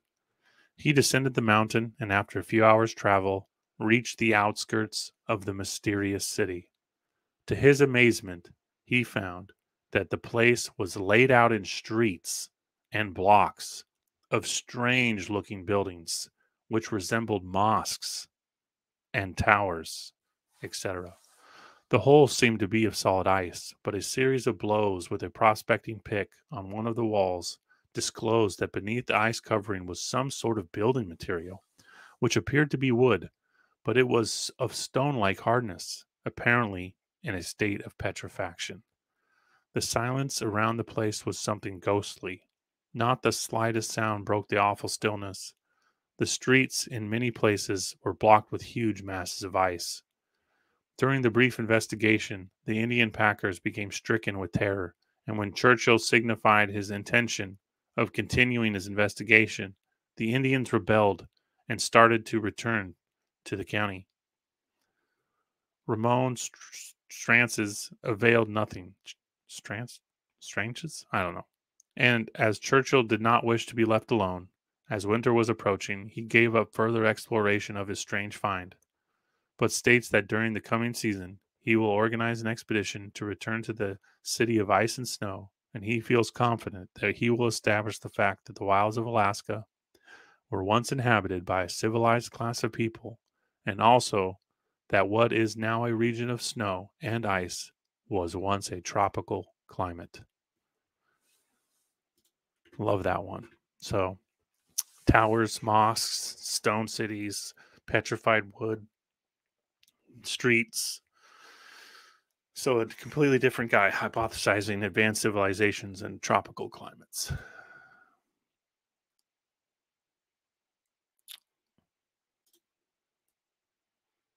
I'm just going to try to blast through these, and then we'll spend a little time answering questions or taking, just talking to you guys. And because this one's kind of a doozy, but it's a good one. Then we'll talk about the secret society that really plays a big role in the lives we lead today. A mogul magnet, 1902. Man in search of a giant lodestone in Alaska. The ship's mission. I don't want to give it all away, so let's jump in. After the explosion of the giant powder mills in Alabama, a party of northern capitalists purchased the dividends and determined to erect an other factory upon the ill-fated spot where for every year for 12 years the mill had exploded, causing terrific loss and many deaths. The president of the company requested that I should visit Pittsburgh in search of a magnet endowed with sufficient power to attract an object of friction at a distance of 50 feet. Fortunately, while prospecting through the North and Alaska, I formed the acquaintance of Captain Lawrence, late of the Pacific Steam Whaling Company, who kindly informed me that along the Yukon Delta there existed a peculiar lodestone of wonderful magnetism. To me, this information was invaluable, and I accordingly accepted his invitation to join the whalers, who were soon to leave on an expedition from Point Barrow. I was a little dubious of the adventure, in spite of the promising report of the Delta. For 10 years previous, my brother Jim, my only surviving relative, sailed from Point Barrow with Bob Lawrence, a brother of our captain. Wild fellows they were, too, and the result was the wreck of the revenue cutter and 4 whaling vessels. 900 men became castaways and eventually perished from hunger and long exposure on the sterile coast of Greenland. Our voyage was replete with events, thrilling and dangerous, and in my enthusiasm for the whaling business, I quite forgot my lodestone mission when it was brought to bear upon my mind in thoroughly disagreeable way. The captain and I were together on the deck discussing the possibility of making our return down the Yukon River, thus passing through the gold fields and lodestone ore, when the engineering crew appeared to be before us, and an announcement that the machinery in the power room refused to work. None of the engineers could explain this mystery. It really seemed inexplicable.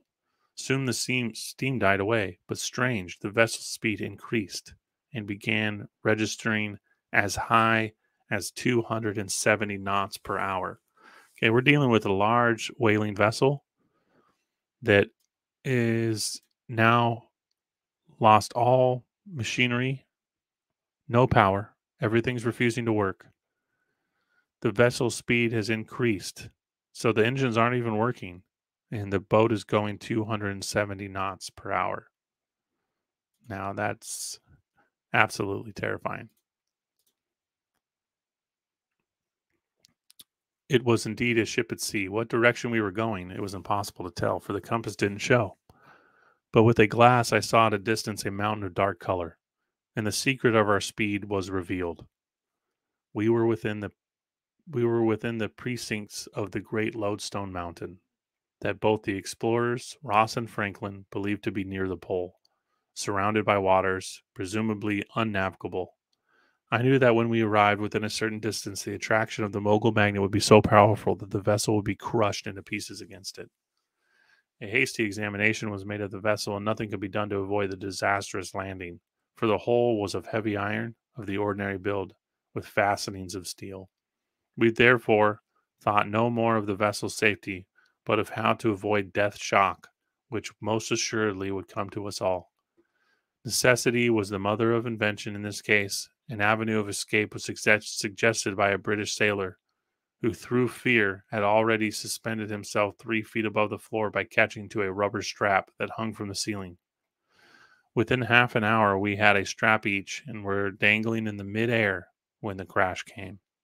It was a crash indeed, for one side of the vessel was firmly embedded in the adamant. With the exception of Good, who sustained a slight shock, every man aligned on the mountain bank unhurt.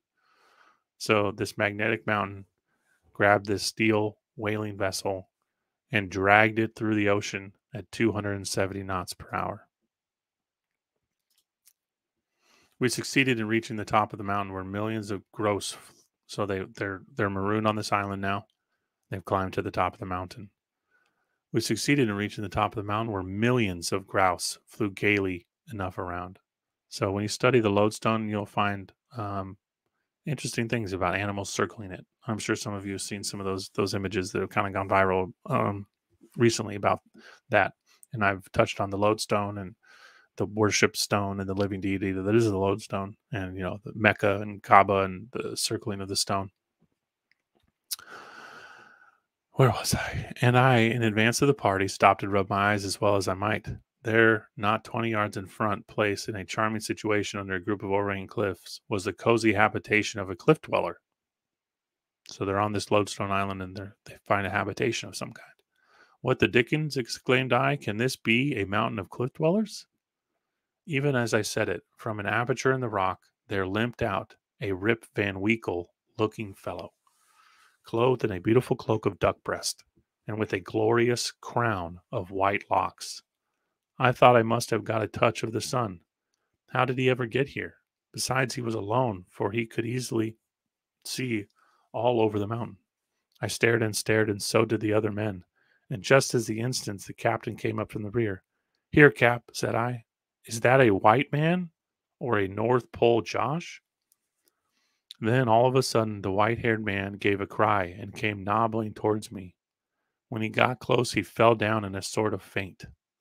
With a spring, I was by his side. Great powers! It was my brother Jim. So remember, his brother Jim, on a whaling expedition from Greenland towards the Yukon, had crashed. They hadn't heard from him, figured him dead. At the sound of the disturbance, another figure, also clad in sealskin, emerges from the cliffs and came running towards us. On seeing the captain, he too gave a cry.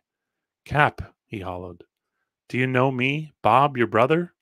And he fell at his kinsman's feet and rolled over and over, weeping in joy. 10 years ago, Lawrence and I were hurled against this mountain. The ship and the other 13 men went into the deep. Since then, we too have lived like a second Robinson Crusoe and his man, Friday, hoping against hope that some explorers might help us away, but none ever came. And now you, of all people on earth, turn up and find us where you least expected. Wonderful and most merciful, too. In a joyful manner, we all set to talking, relating the main features of our many adventures, till exhausted from the long exposure we fell asleep. For here no day nor light came, yet the world around us was mellowed with the delicate rays of the aurora borealis. The preparations for our return voyage were arduous. From the wreck of our vessel, we secured a sufficient quantity of timbers to build a boat, in which we conveyed ourselves safely to the port of Newark, thence to Uncle Sam's icebox, rich in the knowledge of the great fortune that lay await in our return, the mogul magnet of the earth. But life is short at best, and if some ship other than iron, side whaling vessel is not secured, I shall not risk the magnetism of the wonderful lodestone again. Truth is often stranger than fiction. So yeah, that's a crazy one. Thanks for bearing with me there, guys. That was a long read. Esconde, other known as Basque Country. Cheers, brother. I love it. Yeah, my mother's side has Basque blood. Basque, Cherokee, Scottish, my mother's side. Whew. So yeah, that was a lot of reading. I know that can be a little bit boring. Thank you so much for staying with me, everybody. I appreciate all of you that are here. Holy smokes, 180 people in here. My gosh, what a blessing. Means a lot again. I plan on doing all the states, so stick with me. I'll try to do one a week. We'll see how that goes. That's probably a little bit unrealistic, but I'm going to try. And so let's go to, before I forget, but I'm probably going to not be able to find it.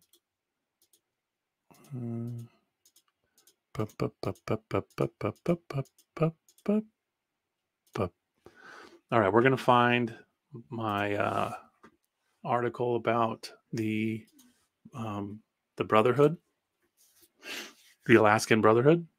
Here it is. I don't know why I didn't have it posted there.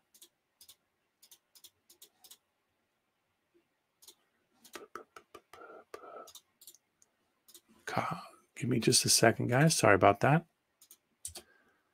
All right, where are we at on the stream here? Google Earth, don't want that. There we go. Okay. Feature on the Arctic Brotherhood, Washington, 1907.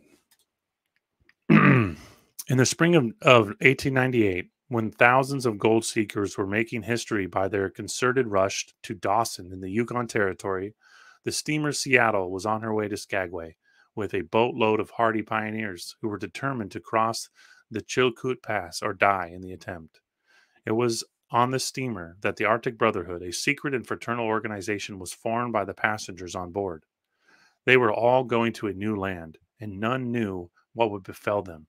Thus, they bound themselves together in a Brotherhood of the North. In those days, there was a great dispute over the Canadian-Alaskan boundary line, and although there was no actual war concerning the matter, there was considerable bitterness and ill will between the two lands. However, the Arctic Brotherhood was made up of Americans, Canadians, and Britishers. Okay, so this is going to get a little interesting here. Oh, thank you so much, Otis. Odinus Raven, appreciate that. Yeah, and I'll get a little more polished with all this as I go along. But thanks everyone for their patience. And again, the articles can get a little bit boring. So I appreciate you sticking with me. So the order that we were just discussing, right? The Brotherhood of the North, the Arctic Brotherhood, as they call themselves. They later went on to become the Order of the Eagles, which is still around today. And what makes this incredibly interesting is that last article I was reading about Nome, Alaska, in the ancient city found outside Nome, Alaska. The mosques, really interesting. For those of you who were there for Longo's Creek Greek video last night, lots of overlays. You wouldn't believe one of the largest groups of people living in Alaska in this time were Greeks. And they were some interesting looking folks, okay? Lots of Arabic clothing, lots of Arabic overlays. And we're talking about an ancient city with mosques and towers frozen in the wilderness of Alaska outside Nome, right? The Fraternal Order of the Eagles, or the Arctic Brotherhood, their first building was in Nome, Alaska. I don't think that's a coincidence. Um, this secret society would go on to control almost all of the exportation of minerals in and out of Alaska. Um, that's why I don't think there was any coincidence here. They faintly described just a group of we're just a group of miners. We're just on a boat. We're just going to Alaska to make money, and I don't necessarily agree with that. I think there was some serious planning going on here. And when you dive into the founders of the Arctic Brotherhood, it starts to get really interesting. Um, John Court was one of the first national theater circuits, along with John Considine and Alexander Pontegis, who's a Greek. Go figure. Court was one of the Seattle based entrepreneurs who parlayed their success in the years following the Klondike Gold Rush. So you trace these people, and they're taking all of their gold Klondike wealth. And the two main founders of the Arctic Brotherhood go on to become the entrepreneurs for America's national theater scene. Hmm. Really interesting, right? For those of you that have kind of an esoteric opinion or view of the world, take what you will from movies and Hollywood and all of these things, but um, they're going to Alaska, which is a country filled with buried ruins, ancient peoples of an advanced um, culture, and they're getting rich off mining gold. And one of the last ones I read there, also in a place outside Nome, was they found ancient mines. So these people were already mining gold there before whatever event happened.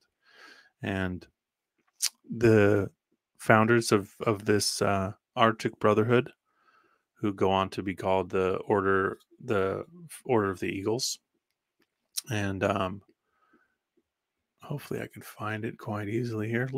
Just take a look at some of the notables here, right?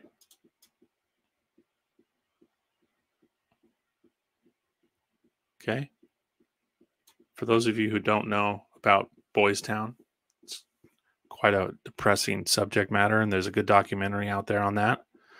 A lot of interesting overlays with the you know who Clinton, the island, in just outside the Gulf there. But yeah, look at these names. This isn't some small society. Oh, Heath, thanks, man.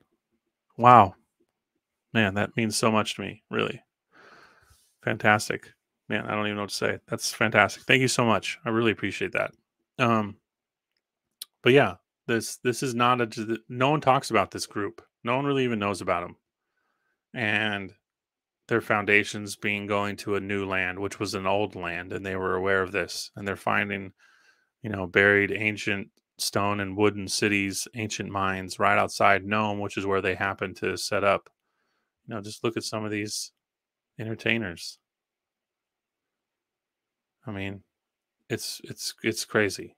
It's really crazy, especially when you look at these guys. Here early on, Roosevelt. The things that he had his hands in is really interesting. Both the Roosevelts, Frank and Theo. Um, but yeah, the theater connection to me is really really interesting. This same men that um, founded Broadway, essentially the Court Theater that's still there. It's been changed names. The New York-born Court started his career as a stage actor.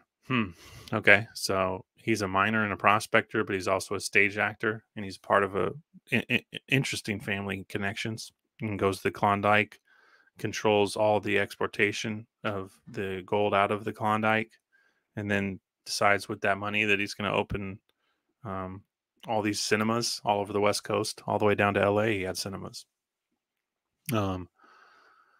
Stage actor. As part of his comedy duo, Court Murphy, he became a theater manager in Cairo, Illinois. Now, no coincidence there.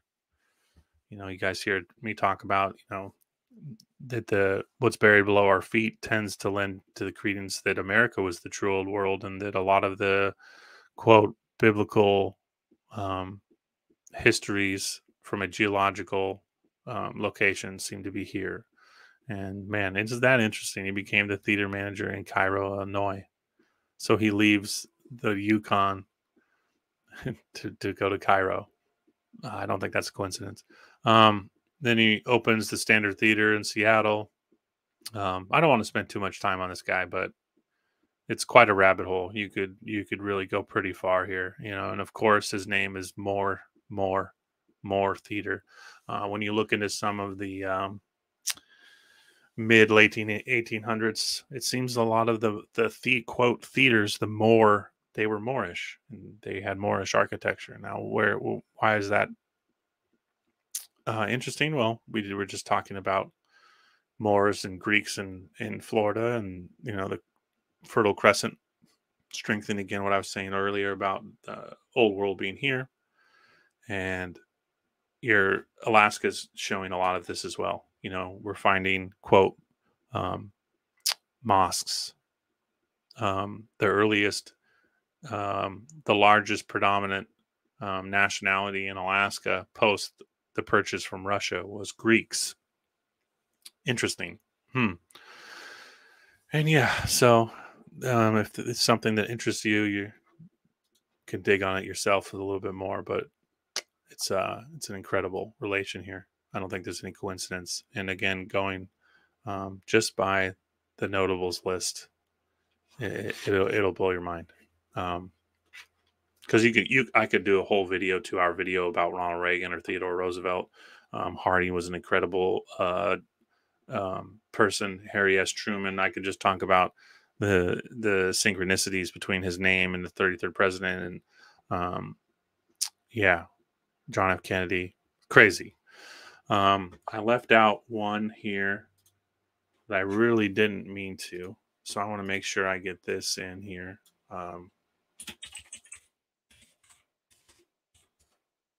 I don't know how. I made a thread for all of this, and somehow one of my favorites got left out.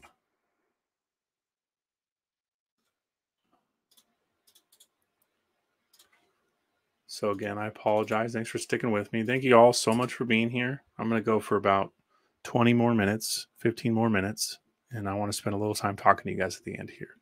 Okay, so let's make sure you can see my screen. You can. Perfect. Believes he has found Noah's Ark, Minnesota, 1901. This is, again, just for those of you who didn't hear me say it already a few times, I'm using AI to make all this artwork. And I just love it. It's just fantastic. I think it just makes such cool pictures. Indians in Alaska report the discovery of an immense petrified hulk of a ship. Tacoma, Washington, July 1st. W.A. Reed, Secretary of the Skagway YMCA, has returned from the interior of Alaska, where he talked with Indians whose statements he believes fully confirm previous reports that the Indians of Lower Yukon have discovered an immense petrified ship on Porcupine River. So this is the third thing from Porcupine River that I've read. So, crazy place. Near the Arctic Circle of Rampart, Alaska, Secretary Reed talked with the Indians who convinced him that they saw the great boat, which is lying partly upon its side. When asked regarding its size, they traced its dimensions on the ground, indicating the length of 1,200 feet. 1,200-foot long petrified ship laying on its side in northern Alaska. The Indians stated that everything connected with the boat was petrified. Among the things inside of it was a large safe or chest. Thinking there might be something inside of this, they rolled it out of the ship and down the mountainside, using levers and skids for their purpose. They thought it might break open, but they were disappointed, for while the chest was hollow, it remained intact. The Indians finally became convinced that the whole contrivance was something connected with the Holy Spirit, so they left. But they promised to pilot others there at any time. Indians familiar with the Bible are convinced that the ship is none other than Noah's Ark. Just love that article so much. Um, yeah, phew, just too many relations there, right? I'm gonna leave that picture up because there is one more that pops up to mind. Um,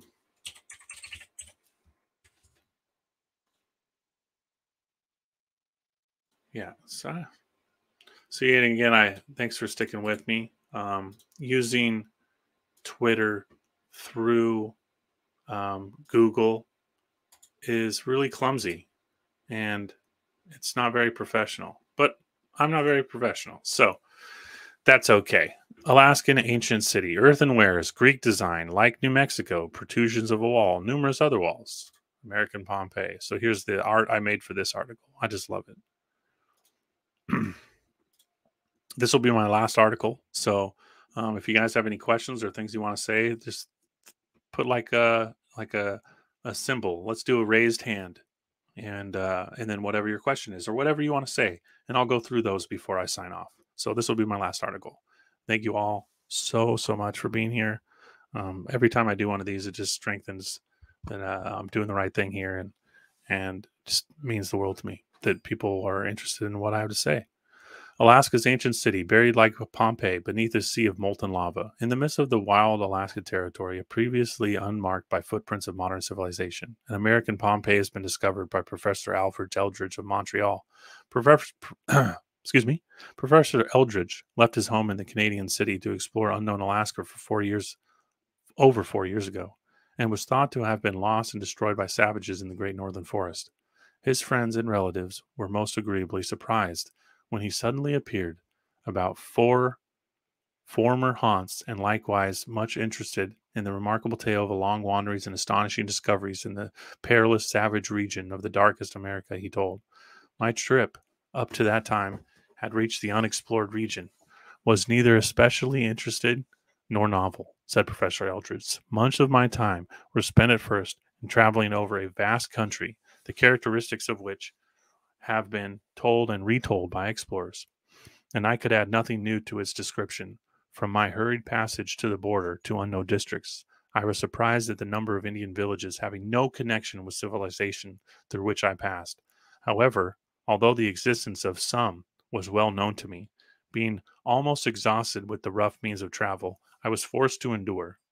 I was never so pleased in my life as when I reached the mouth of the Kualik River on the shores of the Kotzebue Sound.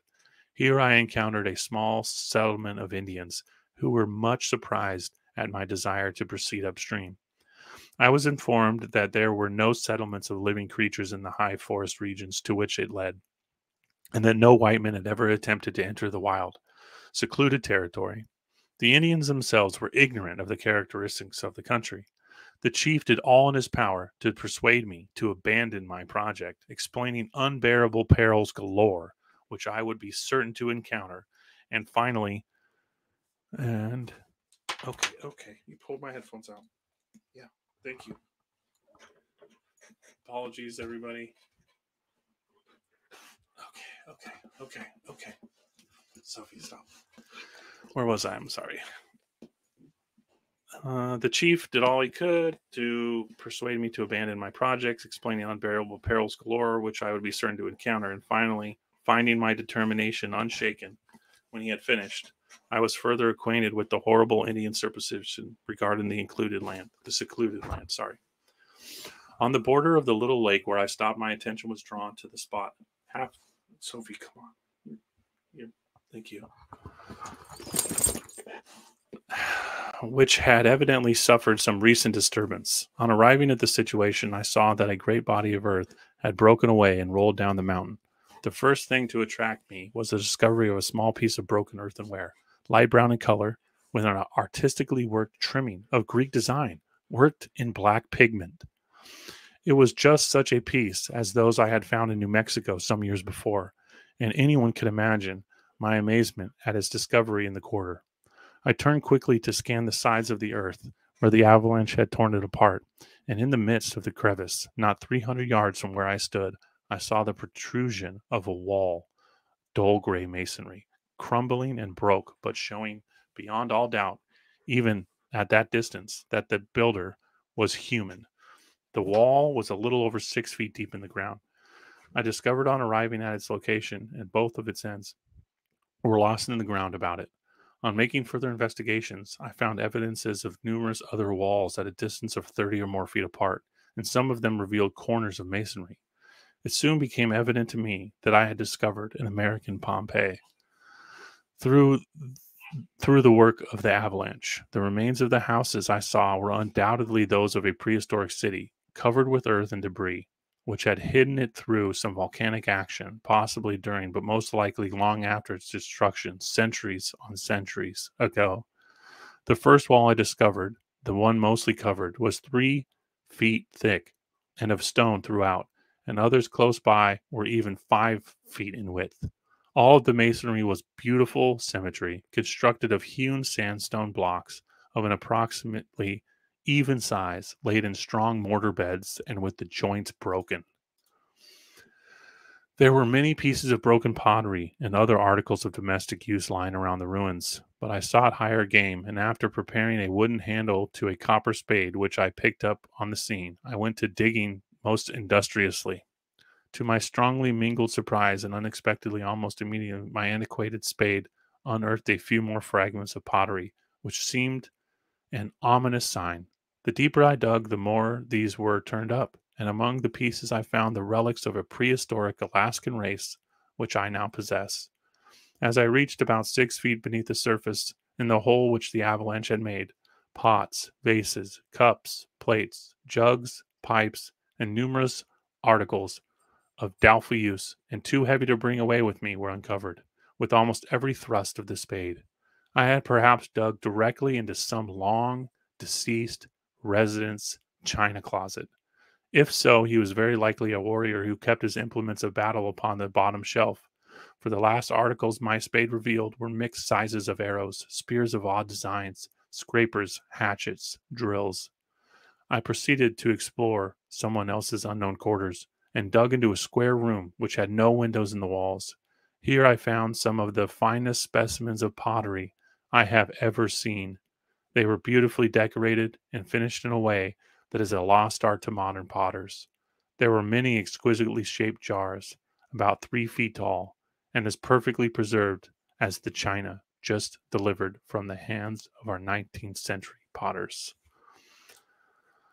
So yeah, I'm just going to stop there because it basically the last little part of it just goes on to say that he revealed more of the city, but he was alone and he didn't have any help to continue, and he couldn't carry anything out of this remote area. So yeah, um, finishing with two really of my favorite that I probably meant to start with, but that's okay. So I just want to talk to you guys for a little bit. What's everyone think? Hmm? Episode 1 of my state series. I think we started pretty good. Alaska blew me away. I never thought I would find so much stuff. You know, some of these are a few years old, and yeah, I've just kind of been waiting to do this, and so I don't really see any hands. I can't imagine there's too many questions. And a lot of really amazing comments, and man, I'm just so blown away by everyone that's here. I'm so grateful that you're all here. And Dr. Longo mentions Greeks. Yeah, yeah, we got Greeks in Alaska. You got Greek pottery all over America.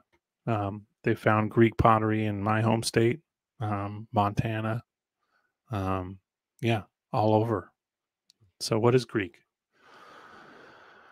13th Monkey. Mike, good to see you. Thanks for being here. Yeah. So obviously, you know, I'm kind of limited by time.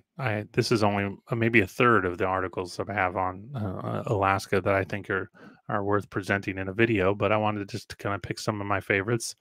I intended to spend a little more time on Google Earth, but hopefully you kind of got the gist. And these last two articles talked about, you know, whether it was a flood or a volcano that covered all of these ruins in Earth. We don't know, but the Aleutian Islands show a civilization of hundreds of villages, as the article stated that I read, that have been covered. And the only reason they were identifying them was because of the wildflowers growing on the roof. So yeah. Just kind of read through some of these. Drove to Alaska from Illinois. Oh, nice. Yeah, Alaska's a beautiful place. You know, the Pacific Northwest, although Alaska's kind of a different beast. But yeah, hidden Greek history of Florida. Yep, Longo's doing amazing. Um, yeah, and can't wait, can't wait to do another show with Longo. And we always have such great um, conversations. Can't wait for Wisconsin. Great idea for the series. Oh, thank you, Danielle. Yeah, I thought it was cool. Um, it takes a lot of work. Because like I said, a lot of my archive isn't published, so I have to go through and and I'm the way I saved them, I never saved them with the contention to present them to people, so they're not organized very well. So just getting the material put out and organized for this video was a bit of a task. So seeing all of you here um, really lets me know that it's worth it, and I couldn't ask for more. I feel so blessed again. And yeah, 180 people, man, amazing. I mean, my channel is about a week and a half old, 2 weeks old today, I think, or 2 weeks old tomorrow. So I'm just blown away. And yeah, you can be guaranteed that there'll be another one coming. I think my plan was to do Washington and just kind of stick to the West Coast, just because I've been all over these states.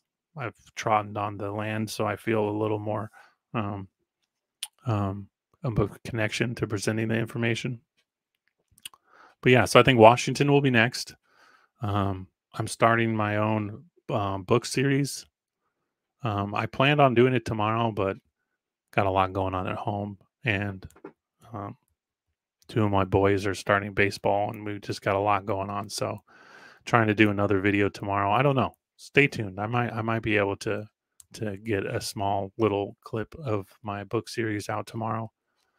But the first book in my book series is going to be for those interested who can do a little diving or digging on their own before I present. They can have a little background information. It'll be on Julian Jaynes, The Origins of Consciousness and the Breakdown of the Bicameral Mind. This book will change the way you look at human civilizations and resets and all of these things with my lens and the things I think about it and how I attribute them to history. It should be very interesting. We'll talk about the lodestone and all of that stuff, and we kind of wrap, a full 360 um, historical perspective into this book. And yeah, it's busy being a parent. Holy smokes. Yeah, that's part of why, again, I do these so early in the morning, and man, it's just, I can't believe so many of you are up early enough to join me, but it's the only time I have, and it's 7:23 PST, and it's time to get the kids fed and off to school. So thank you all from the bottom of my heart for being here and all the wonderful things you've said and the positive reinforcement. It's just making me feel like I'm doing the right thing here. And yeah, I've had a lot of questions. I do plan on doing a book with all the articles. I've written, about a chapter over the last 2 years, but I've just never really committed to what the design and how I want to do it. I still am not sure. So I'm just kind of trying to let it be a little more organic and see how all this plays out and try to fit it in there in the narrative. And then obviously time is a big problem too. So, but again, thank you guys so much for being here. And Heath, holy smokes, thank you so much. And I love you guys. And stay tuned. So if I think I'm going to have time to get my book series, I'll probably just do a short little 1 hour snippet, and we'll spend a few episodes in this book because this book deserves like 20 episodes. It's so good and so deep. So maybe I'll just do a short little video tomorrow, and I hope to see some of you there. But if I can't, life is life, and if I'm not able to do it, I'll try to get it up by Thursday or Friday. I will be reposting many of my interviews, collaboration videos on my channel. And I just started episode 1 of a 7-part series I did with Karimo. And if you aren't familiar with that, episode 1 is on my video tab of my channel now. Episode 2 will be going up probably Friday or Saturday. I'm not sure what day yet. So stay tuned for that. More stuff that I haven't shared in this video and that most of you haven't seen. So yeah, stay tuned, and man, thanks for all your kind words. And if you have questions, put them in the comments or send me an email. I have my email posted on my channel and I check it every day. So if you want to reach out or have any questions, please feel free. I want to be engaging with you guys as much as I can, and I check my comments, multiple times. So again, I love you all very much. Thank you for being here. And yeah, this was Anomalous America, episode 1.